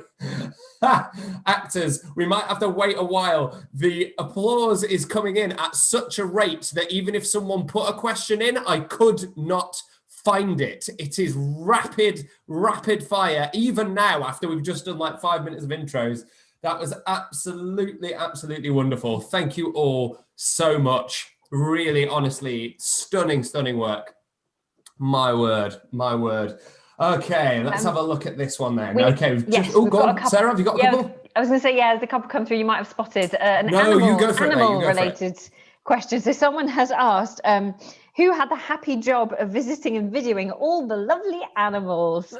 That's a fantastic first question. First of all, did anyone in the cast go and find us some animals? Adam, take it away. Well, I live quite near to a goat center, a rescue goat center, and they also have llamas and alpacas and everything else. So that was, the goat was, most of the goats were me. I think there was a couple of ducks, but the goats were the main thing. Absolutely wonderful. So what we actually did, obviously we have a global family of alumni as part of the Show Must Go Online. We've worked with over 450 different actors now from around the world, and so we put out the call to everyone to say, does anyone live near farm animals, and might they be able to send them over to us? And several of our alumni did. So thank you so much to those of you who sent in footage of wonderful animals. But I think the highlight is the one behind Emily. Go for it, Emily. So some of you who've been watching since way back when in the spring might remember that during Love's Labour's Lost, Charlotte Webb, who played one of the ladies in Love's Labour's Lost, had two little ducklings living on her houseboat with her, and the ducklings are here tonight. People, look. Those aren't actually the ducklings. Just the wrong part of the video. Was it? They're incoming. Those are my ducklings. Those are your ducklings, yes, absolutely. So any second now, we should be seeing the ducks appearing. Get ready, everyone. Beta, there they are. Fabulous. So these are the same ducklings from Love's Labour's Lost, now all grown up. How's about that? Alumni ducks, everyone. The kind of things you never thought you'd be able to say when 2020 began. Fabulous. Do we have any more questions, Sarah? We do indeed. Let me see. I have a question for our lovely Hannah Young. And the question is, how did you stay still so long?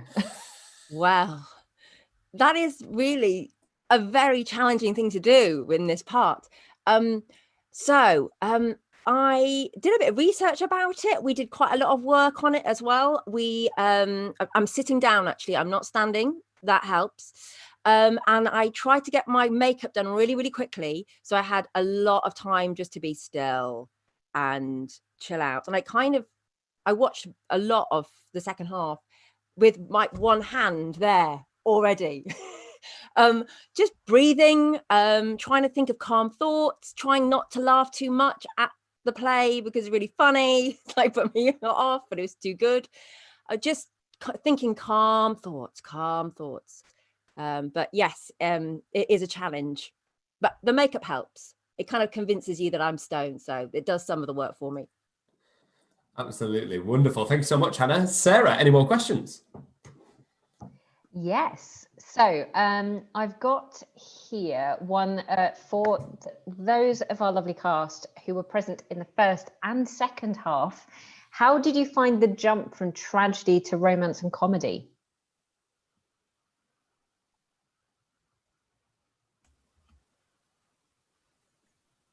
Luke, take it. You're unmuted. I think it's a bit easier when you're ensembling because you have to kind of like jump through different characters and through different. But I would love to see someone like Paulina or like the characters who appear in both halves to see how you would have done it. But for us, I think it was a bit easier. For me, it was watching you guys and the joy of the second half that just kind of like infused me with joy. I was dancing along with the dance party. I was like singing along. So that kind of like jazzed my like spirit up to be ready for the second half. Amazing. What about Polixenes and Camillo? I feel like you're in the thick of it. Yeah, I felt like sort of in like almost being in prison in the first half, and you know, everything is about, you know, order and rule and you must obey. And then I was throwing open all of my blinds and throwing light into the room. It felt incredibly freeing and fun. Yeah, I think just like you said, just turning on the lights definitely helps. Like, okay, yes, a little bit more room, a little bit more freedom, a little bit more joy. So yeah, and just having everyone kind of commit that energy to like, all right, now we're gonna have fun in the second half. It definitely helps. It's probably easier that way round than the other way round as well. So like finally letting go of tragedy and then finally being like, we can breathe now and have fun. Something that was funny, I completely forgot that after Act 4 there was Act 5, and I had to like go shutter all my windows again and tape up everything. I completely forgot about that. Well, that's the kind of thing that can happen when you're only doing it once, right? This is our run through. Absolutely that. Fabulous. Sarah, any more questions?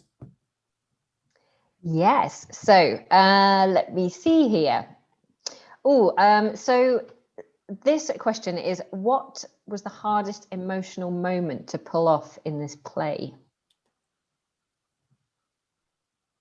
Wow, we might have to take that on a case-by-case basis, I think. I feel like everyone gets a Well, my a emotional performance, as always, is you know, I have nothing to commit to say about this. Fabulous. Really digging deep as Autolycus. Right, so I'd love to hear from Hannah, I'd love to hear from Honey, I'd love to hear from Colin on this, I'd love to hear from Antigonus on this, I'd love to hear from Camillo on this, or rather Danann and Elizabeth, as you're actually called. Still so absorbed. Any order is fine.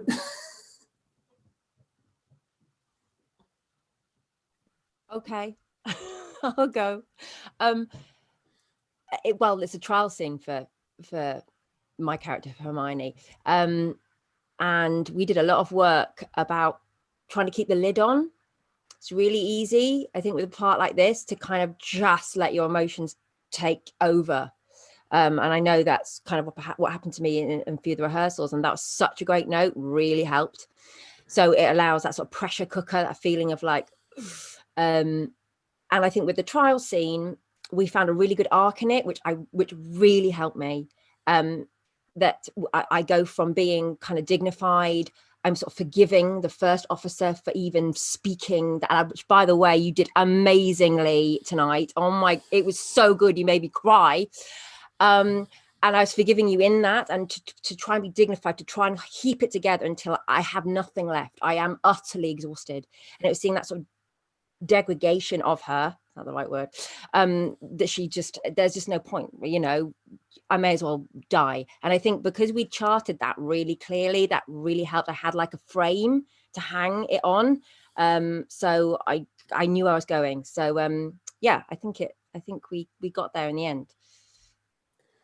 I will show you a photo of my face watching that scene tomorrow. I would love to see it. Yeah. Honey, over to you. Yeah, it's pretty much the same. So yeah, it was the trial scene for me because it's like such an iconic scene where she lets rip basically and just lays into him. But it was, again, working with Robin, charting that moment of, she remembers she's in court, so there's decorum that must come through. But then she hits a point where she's like, I'm tired of all of this. I'm just going to let you have it. Or at the start, she's like, okay, I'm going to tell you why you're terrible. But now she's like, no, I'm going to make you feel terrible. And I'm going to like scream at you and then you're going to feel terrible. So it was, yeah, plotting that point. But yeah, that was fun. So glad you had fun with it, because we massively did on the receiving end. Absolutely. Colin, over to you. The tricky thing is when I started acting, I thought it was my job. This is many, many decades ago now. I thought it was my job to generate emotion. And then I was lucky enough to meet the right people over the years and learned that, oh, no, everything you need is there in the other person, your scene partner. But with Zoom, of course, you don't get that. So it's a bit of a throwback. You're kind of having to remember a way of working that used to work, but isn't like that wonderful zing that you get when the space between you does all the work. So that's the challenge for me. Plus, reading and scrolling while emoting is, I'm a bit old for that now, I think.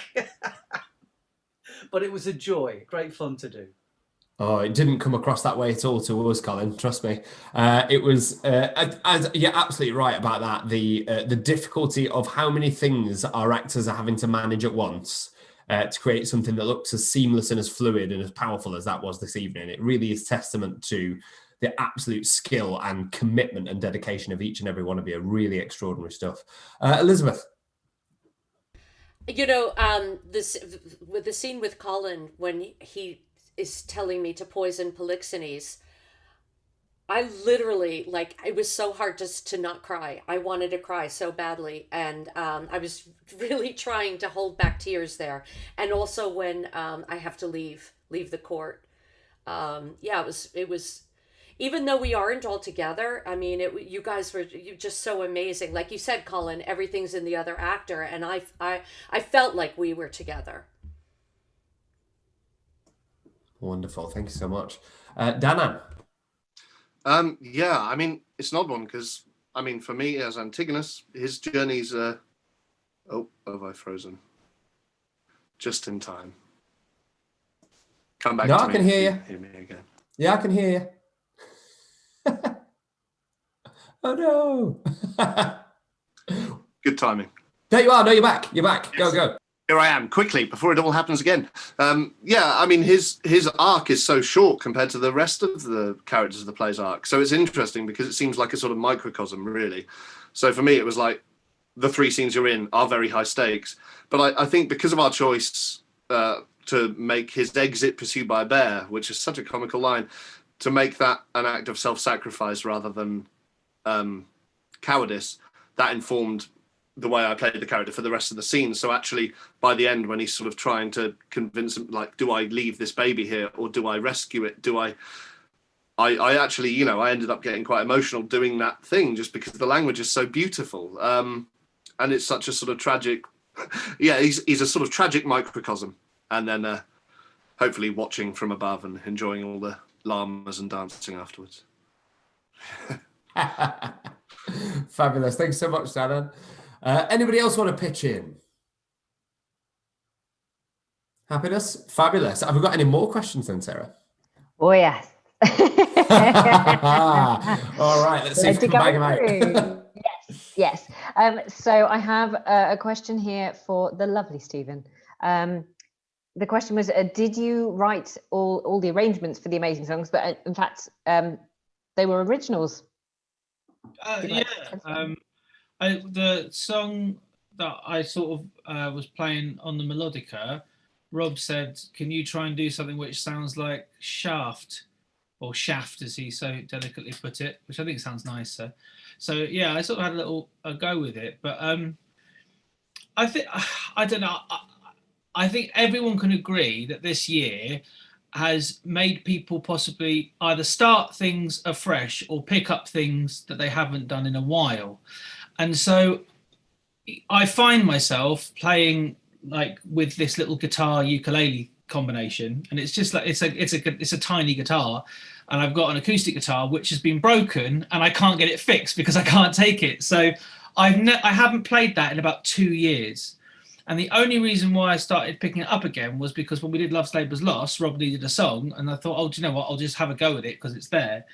So ever since Love's Labour's Lost, I've just been noodling about with it, and I've just had little things. And whilst we were rehearsing, like doing the tech for Hamlet, I was sort of playing about with it, whilst I was waiting to do my little bit of the tech and everything. And some of the things that were there tonight were just done a couple of weeks ago, just because of playing about. So yeah, but the answer to the question is yes, I did sort of sort them all out, but they probably are just other people's songs that I've listened to over the years, to be fair, because I'm not like, I genuinely am not in any way a musical composer or a writer.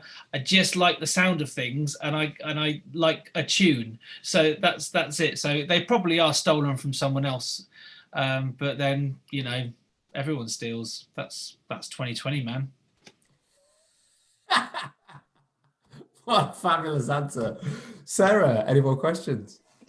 Yeah, absolutely. So, so I've got a question here that's actually kind of two questions in two separate parts. Well, I'll ask the first half first, and then I'll do the second half. So the first half is, why would this play? Why would this play be relevant to a modern audience? Really good question. Our guest introducer for this evening, I thought made some astonishingly astute points about justice and being believed and all that kind of thing. I just felt like Patricia really summed up a lot of parallels for how this might resonate in a way that perhaps it doesn't otherwise. I think I would just add to that escapism. And it's something that I've come back to again and again over this series. So sorry if you're a regular and I'm banging my old drum again. But 2020, as Steve said, has been a year, hasn't it?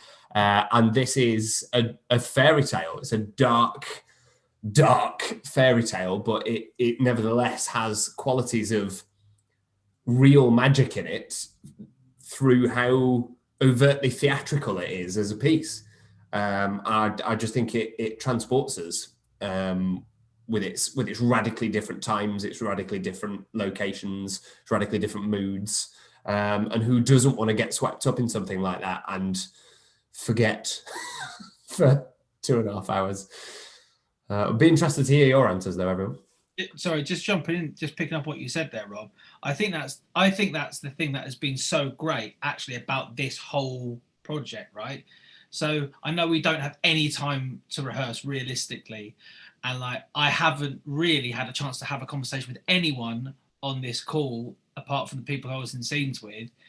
But me getting to and I love the parts I've been playing, otherwise I wouldn't have put myself forward for them. But me getting to basically come in and throw stuff over a clothes horse and piss about, sorry Eva, and mess about with the mattress, and stuff like that, it's just been so freeing, because we've all been stuck in our houses, and I actually quite enjoy being in this room, even though it's a tip, because I just sort of go, it's a little playground. And I think that's the thing with everyone. And like Colin couldn't have done anything further away from what I was doing tonight, but I know that he will have such a sense of I actually got to play tonight and do something, and feel like that my living room or wherever he is was like a little playroom, a theatre, a rehearsal room that I could enjoy, and it's not just my house.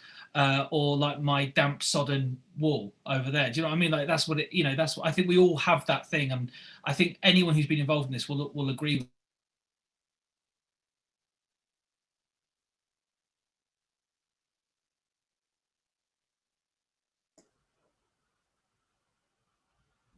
And we'll just sit in that for a second. Sarah, any more questions? Yes. So the other half of that question is, who is the most inspiring character in the play and why? Oh, so many to choose from. Hermione and Paulina. Throwing that out there. Yeah, I think I got to second that. Yeah.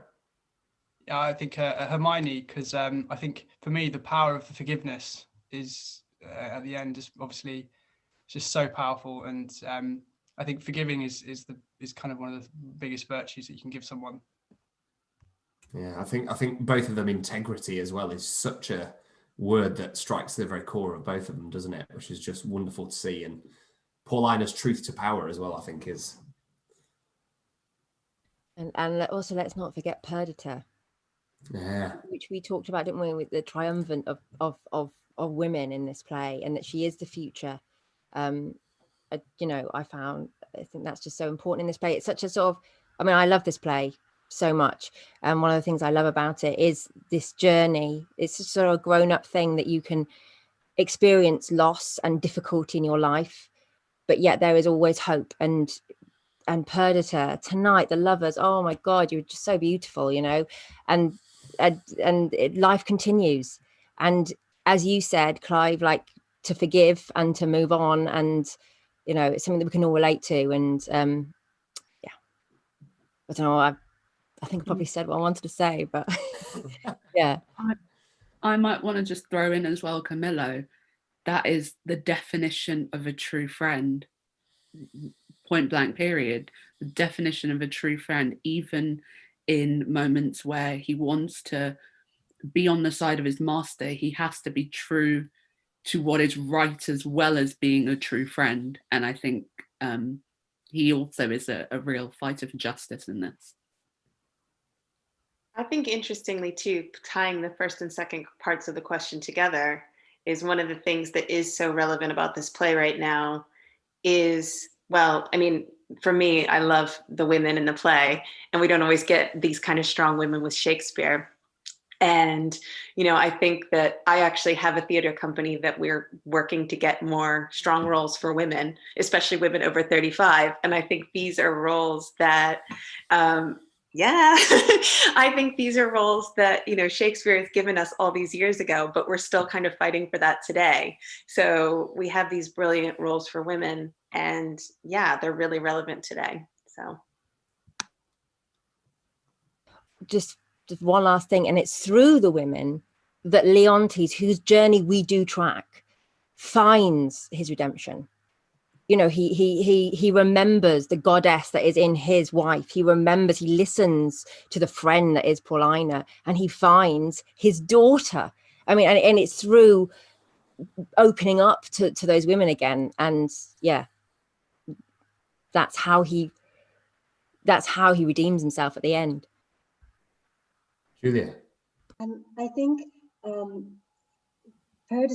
I really like the part when she calls Florizel's father out, Polixenes, and says that they're actually equal, when she says that the self-same sun shines both at the palace and in her shepherd garden. And I think that's so important, because if she didn't have that courage, she wouldn't have ever allowed herself to be with Florizel and to go to Sicilia with him and actually confront the king and ask him to bless their marriage.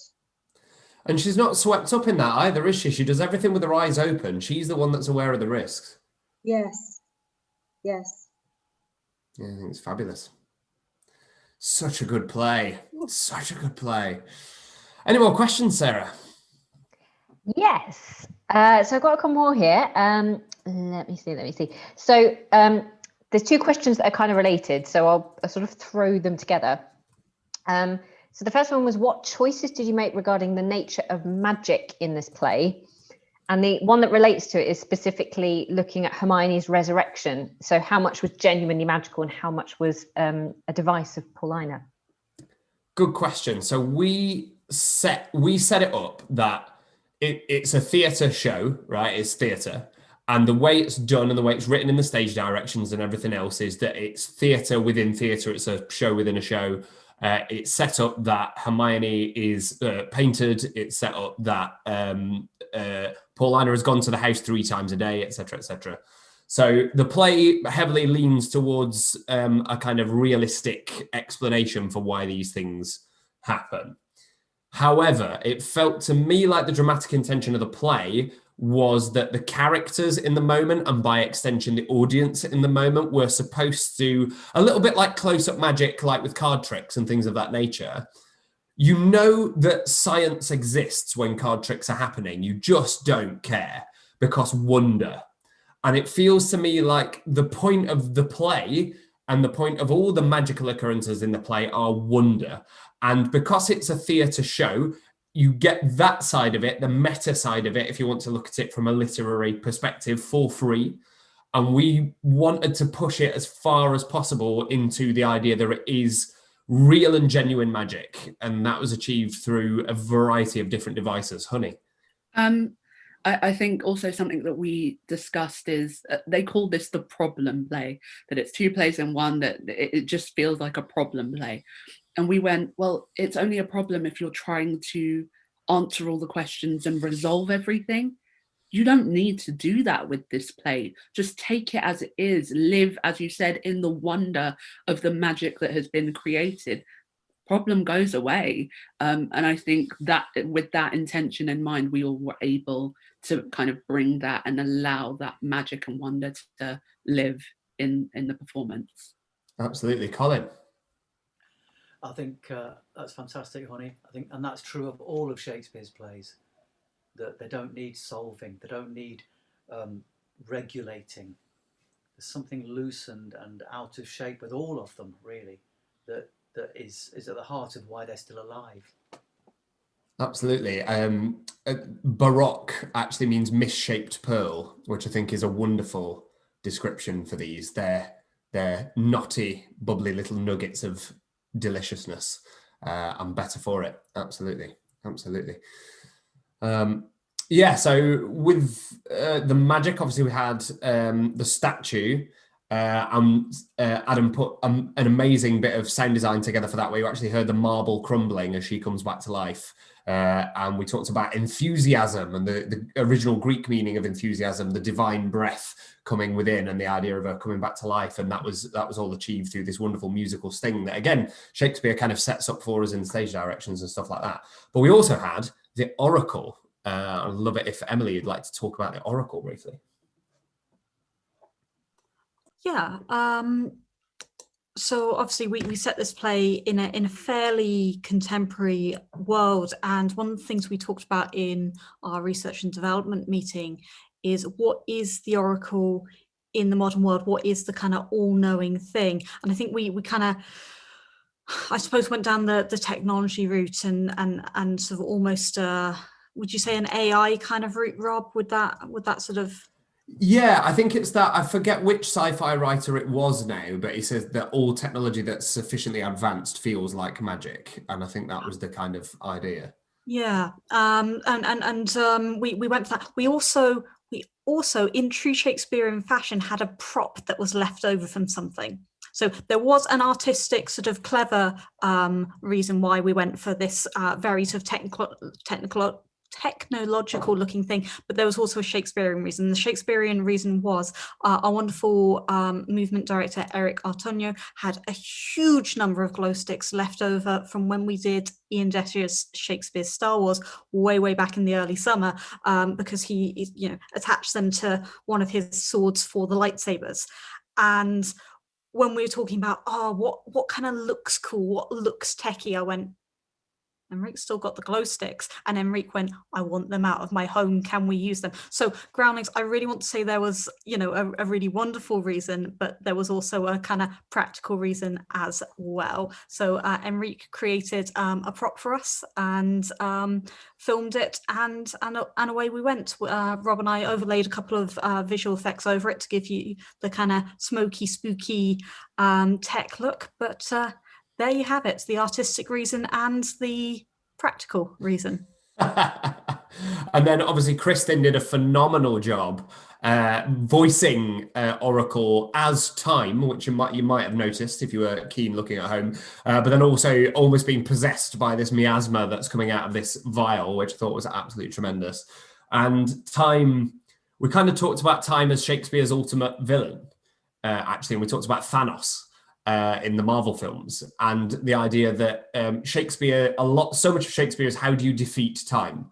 And the two ways that he suggests through the plays is either through having kids or by getting famous. And those are the kind of two ways that you can try and get one over on time before your time is up.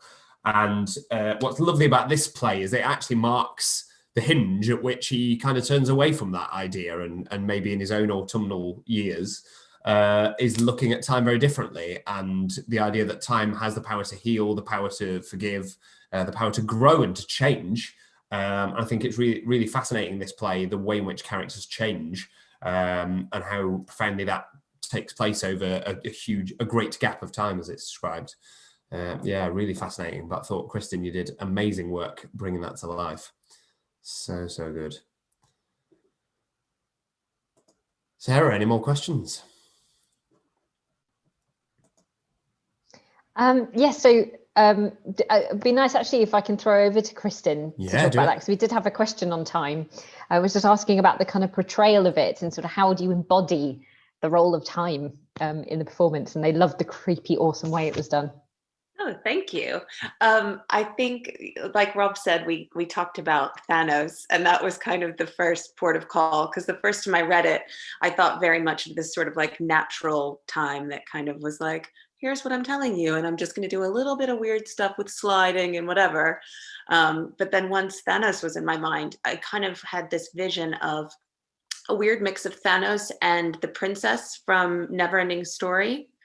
And she has this childlike voice. And I thought, if I could just get the child and then Thanos, it would become this weird sort of all-encompassing, like good and evil and fast and slow and worlds crumbling. And yeah, and then Emily had sent me the fab tutorial about making a ruff with these kind of time things.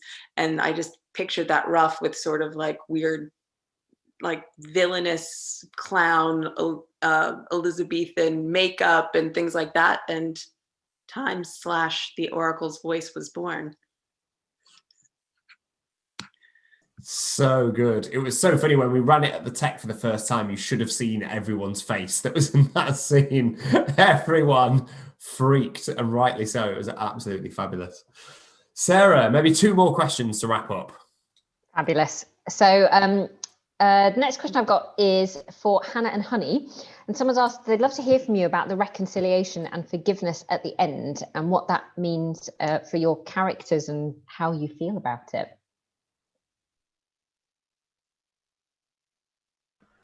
Oh, I think for Paulina, it kind of makes everything that she's kind of fought him for or fought him on worthwhile at the end. I think she watched what was kind of her charge, her ward. She was meant to be his counselor, his kind of guiding light in things. She watched him go down a really dark hole. But this ending finally saw someone that she cared about, because she does. That's probably why she gets so angry in 3-2, because she cares so much about Leontes, as well as Hermione. And I think the ending brings Leontes not only back to Hermione and Hermione back to Leontes, but also Leontes back to her as her friend, she's kind of watched over the last 16 years beat himself up, and she's like, okay, now you can come back and be the man that I know you to be, and you can be the person that I saw previously, prior to you going crazy. That was lovely to hear, actually. And it is a strange thing. We do this amazing rehearsal process, and I feel, and we don't really get sometimes to talk about these things, yet we feel it deeply. And we feel that we've actually, been doing this together, even though we're in boxes far away from each other. But for me, I suppose for Hermione, there's obviously there's this enormous amount of time, 16 years that she hides. So her forgiveness has to happen in such a small amount of time, yet all the seeds are laid from earlier on. I mean, she says to him right at the beginning, how this will grieve you when you shall come to clearer knowledge that you thus have published me. So right from the beginning, she's going, oh, darling, you are going to have the most awful time, which I find extraordinary. Like in that moment, she's thinking about him. And even in the trial scene, she thinks about him. She's saying, you're speaking a language, you don't even get it. So for her to then find her husband again, who she does believe is a good man, she never hates him, she always believes he's a good man, but something happened to him. He just went down a hole. And we can do this in life. We can see something, the same thing, from a different perspective and think we see something different. And you can't get through to that person. It's a singularly horrendous thing when somebody has a breakdown, basically, in front of you, and that's what happens to him. And when you have a breakdown, you hurt the people closest to you. And he hurt beyond description the people he loved most. And Paulina stays with him. So I think I also love the fact that Paulina and Hermione are best friends. And so there's this wonderful thing that she manages to heal it for her while she couldn't do it, but Paulina does. She takes that on. So it all really happens through her magic. It's a magical thing. Absolutely. I'd love to pass on a compliment to Colin, actually, if I may, which I caught in the chat earlier, which was someone said, I always hate Leontes, but this Leontes is in so much pain because of it that I can't hate him despite what he's doing, despite what he's feeling. And I think that's such a wonderful testament to some incredible work, first and foremost. I think, Hannah, what you mentioned about what I call confirmation bias, the idea of once you've decided to see something from a different lens, everything you're confronted with, every piece of information becomes evidence for your new theory, if you like. And we, as humans, we're programmed to, see things from a subjective perspective. And as you said, rabbit holes. If you look at, I think it's Social Dilemma, isn't it? It's doing big traffic on Netflix at the minute. Talks about the idea of the ability to fall into rabbit holes on social media and things like that. I think that's a long way round. I hope you're still watching, but it's a long way round to another way in which this play is relevant in the modern world. Yeah, absolutely. Colin, did you want to share anything on that? I feel like the guy gets 16 years to grow up, really. And so then he's ready. Obviously, I didn't have time to think about this thing much, which is a good thing usually, actually. I think it's much better that actors don't think and have theories and think, oh, I will present this thesis on the character. But a growing feeling inside me over the last couple of days was how needy this guy is. He needs his mate to stay with him for 9 months. And he had to woo he had to wait so long for Hermione to say, "Oh, all right then." You get the feeling there's like a vacuum in here. So of course he's going to tip over because he's never been able to sustain himself without kind of putting it all on someone else. And then when both his projections like meet, of course there's going to be some sort of implosion, explosion, multiplosion, whatever. I've run out of words. That was a wonderful use of almost Shakespearean understatement. That was on par with Mark Antony's "I am no orator." Oh, I haven't thought about this, but bang! Wonderful, wonderful. But so often what we feel is much more useful than what we think, isn't it?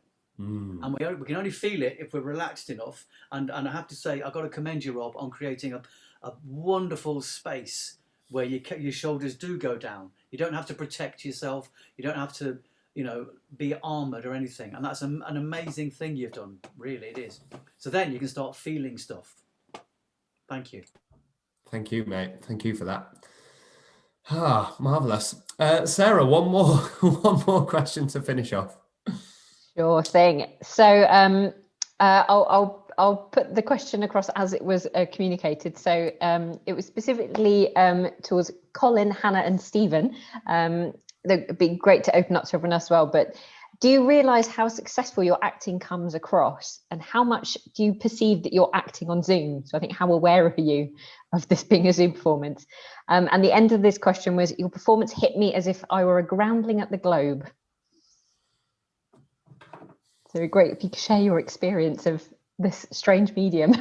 The image I have is when you watch a bird flying and you think, wow, that looks so easy. And yet Carlos Castaneda wrote in these wonderful books, one of them turns into a crow.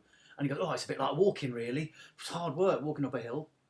And when I watch other actors work, I go, oh, I want it to be as easy as that. But it never is. Very occasionally, if you manage to just surrender your ego enough, you might get that moment. But then you can't claim it. You can't go, oh, look what I did, because it was, it's just something that happened. So I'd love to be able to go kind of plan it and think, oh, look at me, what I did. But unfortunately, that's denied us. But no, not unfortunately, it's a good thing. That's denied us. It's called, for me, it's called a play. So I just have fun, and I probably piss off my neighbours a bit because they can hear me. I know that like my wife's downstairs and she can't watch the TV because I'm making so much noise. But like it's just fun, isn't it? Like I don't know. I'm just making a lot of noise in here, but also I think I don't know, when you're in front of an audience, you can tell if they're enjoying it, you can tell if you're going too far, you can tell if they're bored, you can tell if it's a matinee and they can't be bothered to be here. Some of them have died. I don't know. But I think with this, maybe for better or worse, I don't know, but I think it is for better because it clearly comes across. I'm sort of doing it because I'm having a really good time, and I know that these guys are having a good time, and the 10 minutes we have to put it all together, you actually just have a lot of good, you have fun, and it's instinct, and you just go, do you know what, I'm just gonna let myself go and do it, and whatever, and I have to make my first choice, and it has to be bold, and then Rob will go a bit too far, and you go, okay, fine, I'll take it back. But 9 times out of 10, he's going, no, further, come on, go. And because you have to, because, I would love to be able to see the reaction of the audience. I would love to see them in the corner, but that's not how it is. So at the end of the day, I'm just doing it because this is brilliant, and it's so brilliant, and it's exactly what every single one of us who've either been involved or watching it needed to do this year, because we really wanted to just have some fun. So I think that's it at the end of the day. For me, I don't really know what you think about it because I'm just having a really good time. And if I'm having a good time, I think that probably means you might be having a good time as well. Because if you're not, you won't be watching. So, that's my version of it. Absolutely. It's much easier to close a YouTube browser tab than it is to walk out of the theatre in the middle of the performance. I've walked out of so many theatres and I just watch so much YouTube, so it's weird. I've just got to give another shout out there, amplify what Steve heroically said there about the true heroes of TSMGO, which are all those that are stuck at home with our actors while they're performing, unable to use the internet, unable to watch the television, unable to make noise of any kind, bravely doing their monk-like vigil while we're dominating their internet connections. Thank you to each and every one of you, the true heroes, absolutely.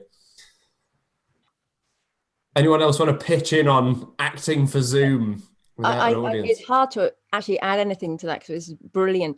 But I'd say that the joyfulness is you still feel a sense of joy even when you're doing tragic work, which is very odd experience in some ways. It is truly like a ride. Everybody's doing this because they want to do it. They just love it. So that already there's a win. Everybody just likes it, right? And why would we do it if we didn't just want to do it? And then there is joy even in the tough scenes, and it's a joyful thing to do, to be able to say incredible words and move through an amazing story. And yes, you're right. We really need this now. We need to express ourselves. We need to kind of share stories and keep connecting with people, because that's what we're all been missing.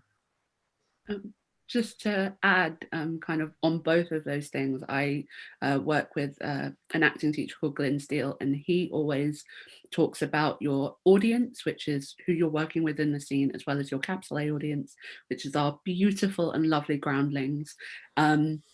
And he always says, if you focus on ensuring that you're connecting with your audience, your capital A audience kind of takes care of themselves, that it kind of stems from the connection that you have with them. And I think, yes, Zoom has proved that can be difficult when you're not in a room with other people, but it's also proved that it's still doable when you're not in a room with other people.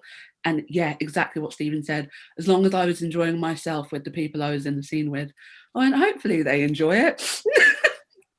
I'm just assuming they do at this point, because I thoroughly enjoyed myself working with people. And I think it, again, Zoom, you wouldn't think it could happen, but you can create such beautiful connections with other people. I love you all. I think it's. I think just to touch on those points, I think it makes it such an audio experience. Like you're so much more listening when you're in Zoom rather than looking necessarily. And I think that's a bit of the thing that can take some time to tune into in order to empathise with people and empathise with their words and empathise with their thoughts. And I think everybody obviously tonight did an absolute masterful job of that. And then. Just on the joy of tragedy, I think the freedom, you know, we talked about Hannah, you mentioned the pan lid, as it were, the pressure cooker, and in our lives we have to handle ourselves, we have to deal with things, and I think one of the great joys of tragedies is that you're allowed to spiral out of control, you're allowed to go on a journey of free fall, you're allowed to let go and experience it and go through it.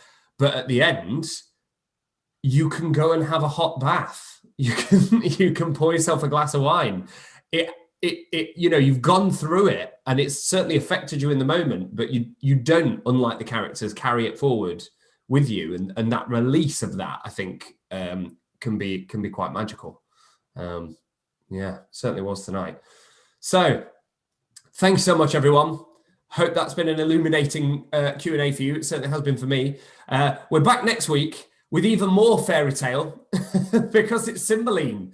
It's going to be an absolutely fantastic show. It was described to us by our good friend and colleague Ben Crystal as Shakespeare on opium. It has all the qualities of a fairy tale. You've got an evil queen, you've got lost children that find out their identities, you've got Robin Hood type character, you've got Romans versus Britons. It's all kicking off. It's absolutely all kicking off. And a rollicking villain as well, and a rollicking heroine. It's honestly, it's got I could talk about it all night, but I won't. Just tune in next week and watch it for yourselves. It's going to be a marvellous time. Thank you so much to everyone who's stuck with us till the bitter end. Like, subscribe, donate. Thank you, and we'll see you next week.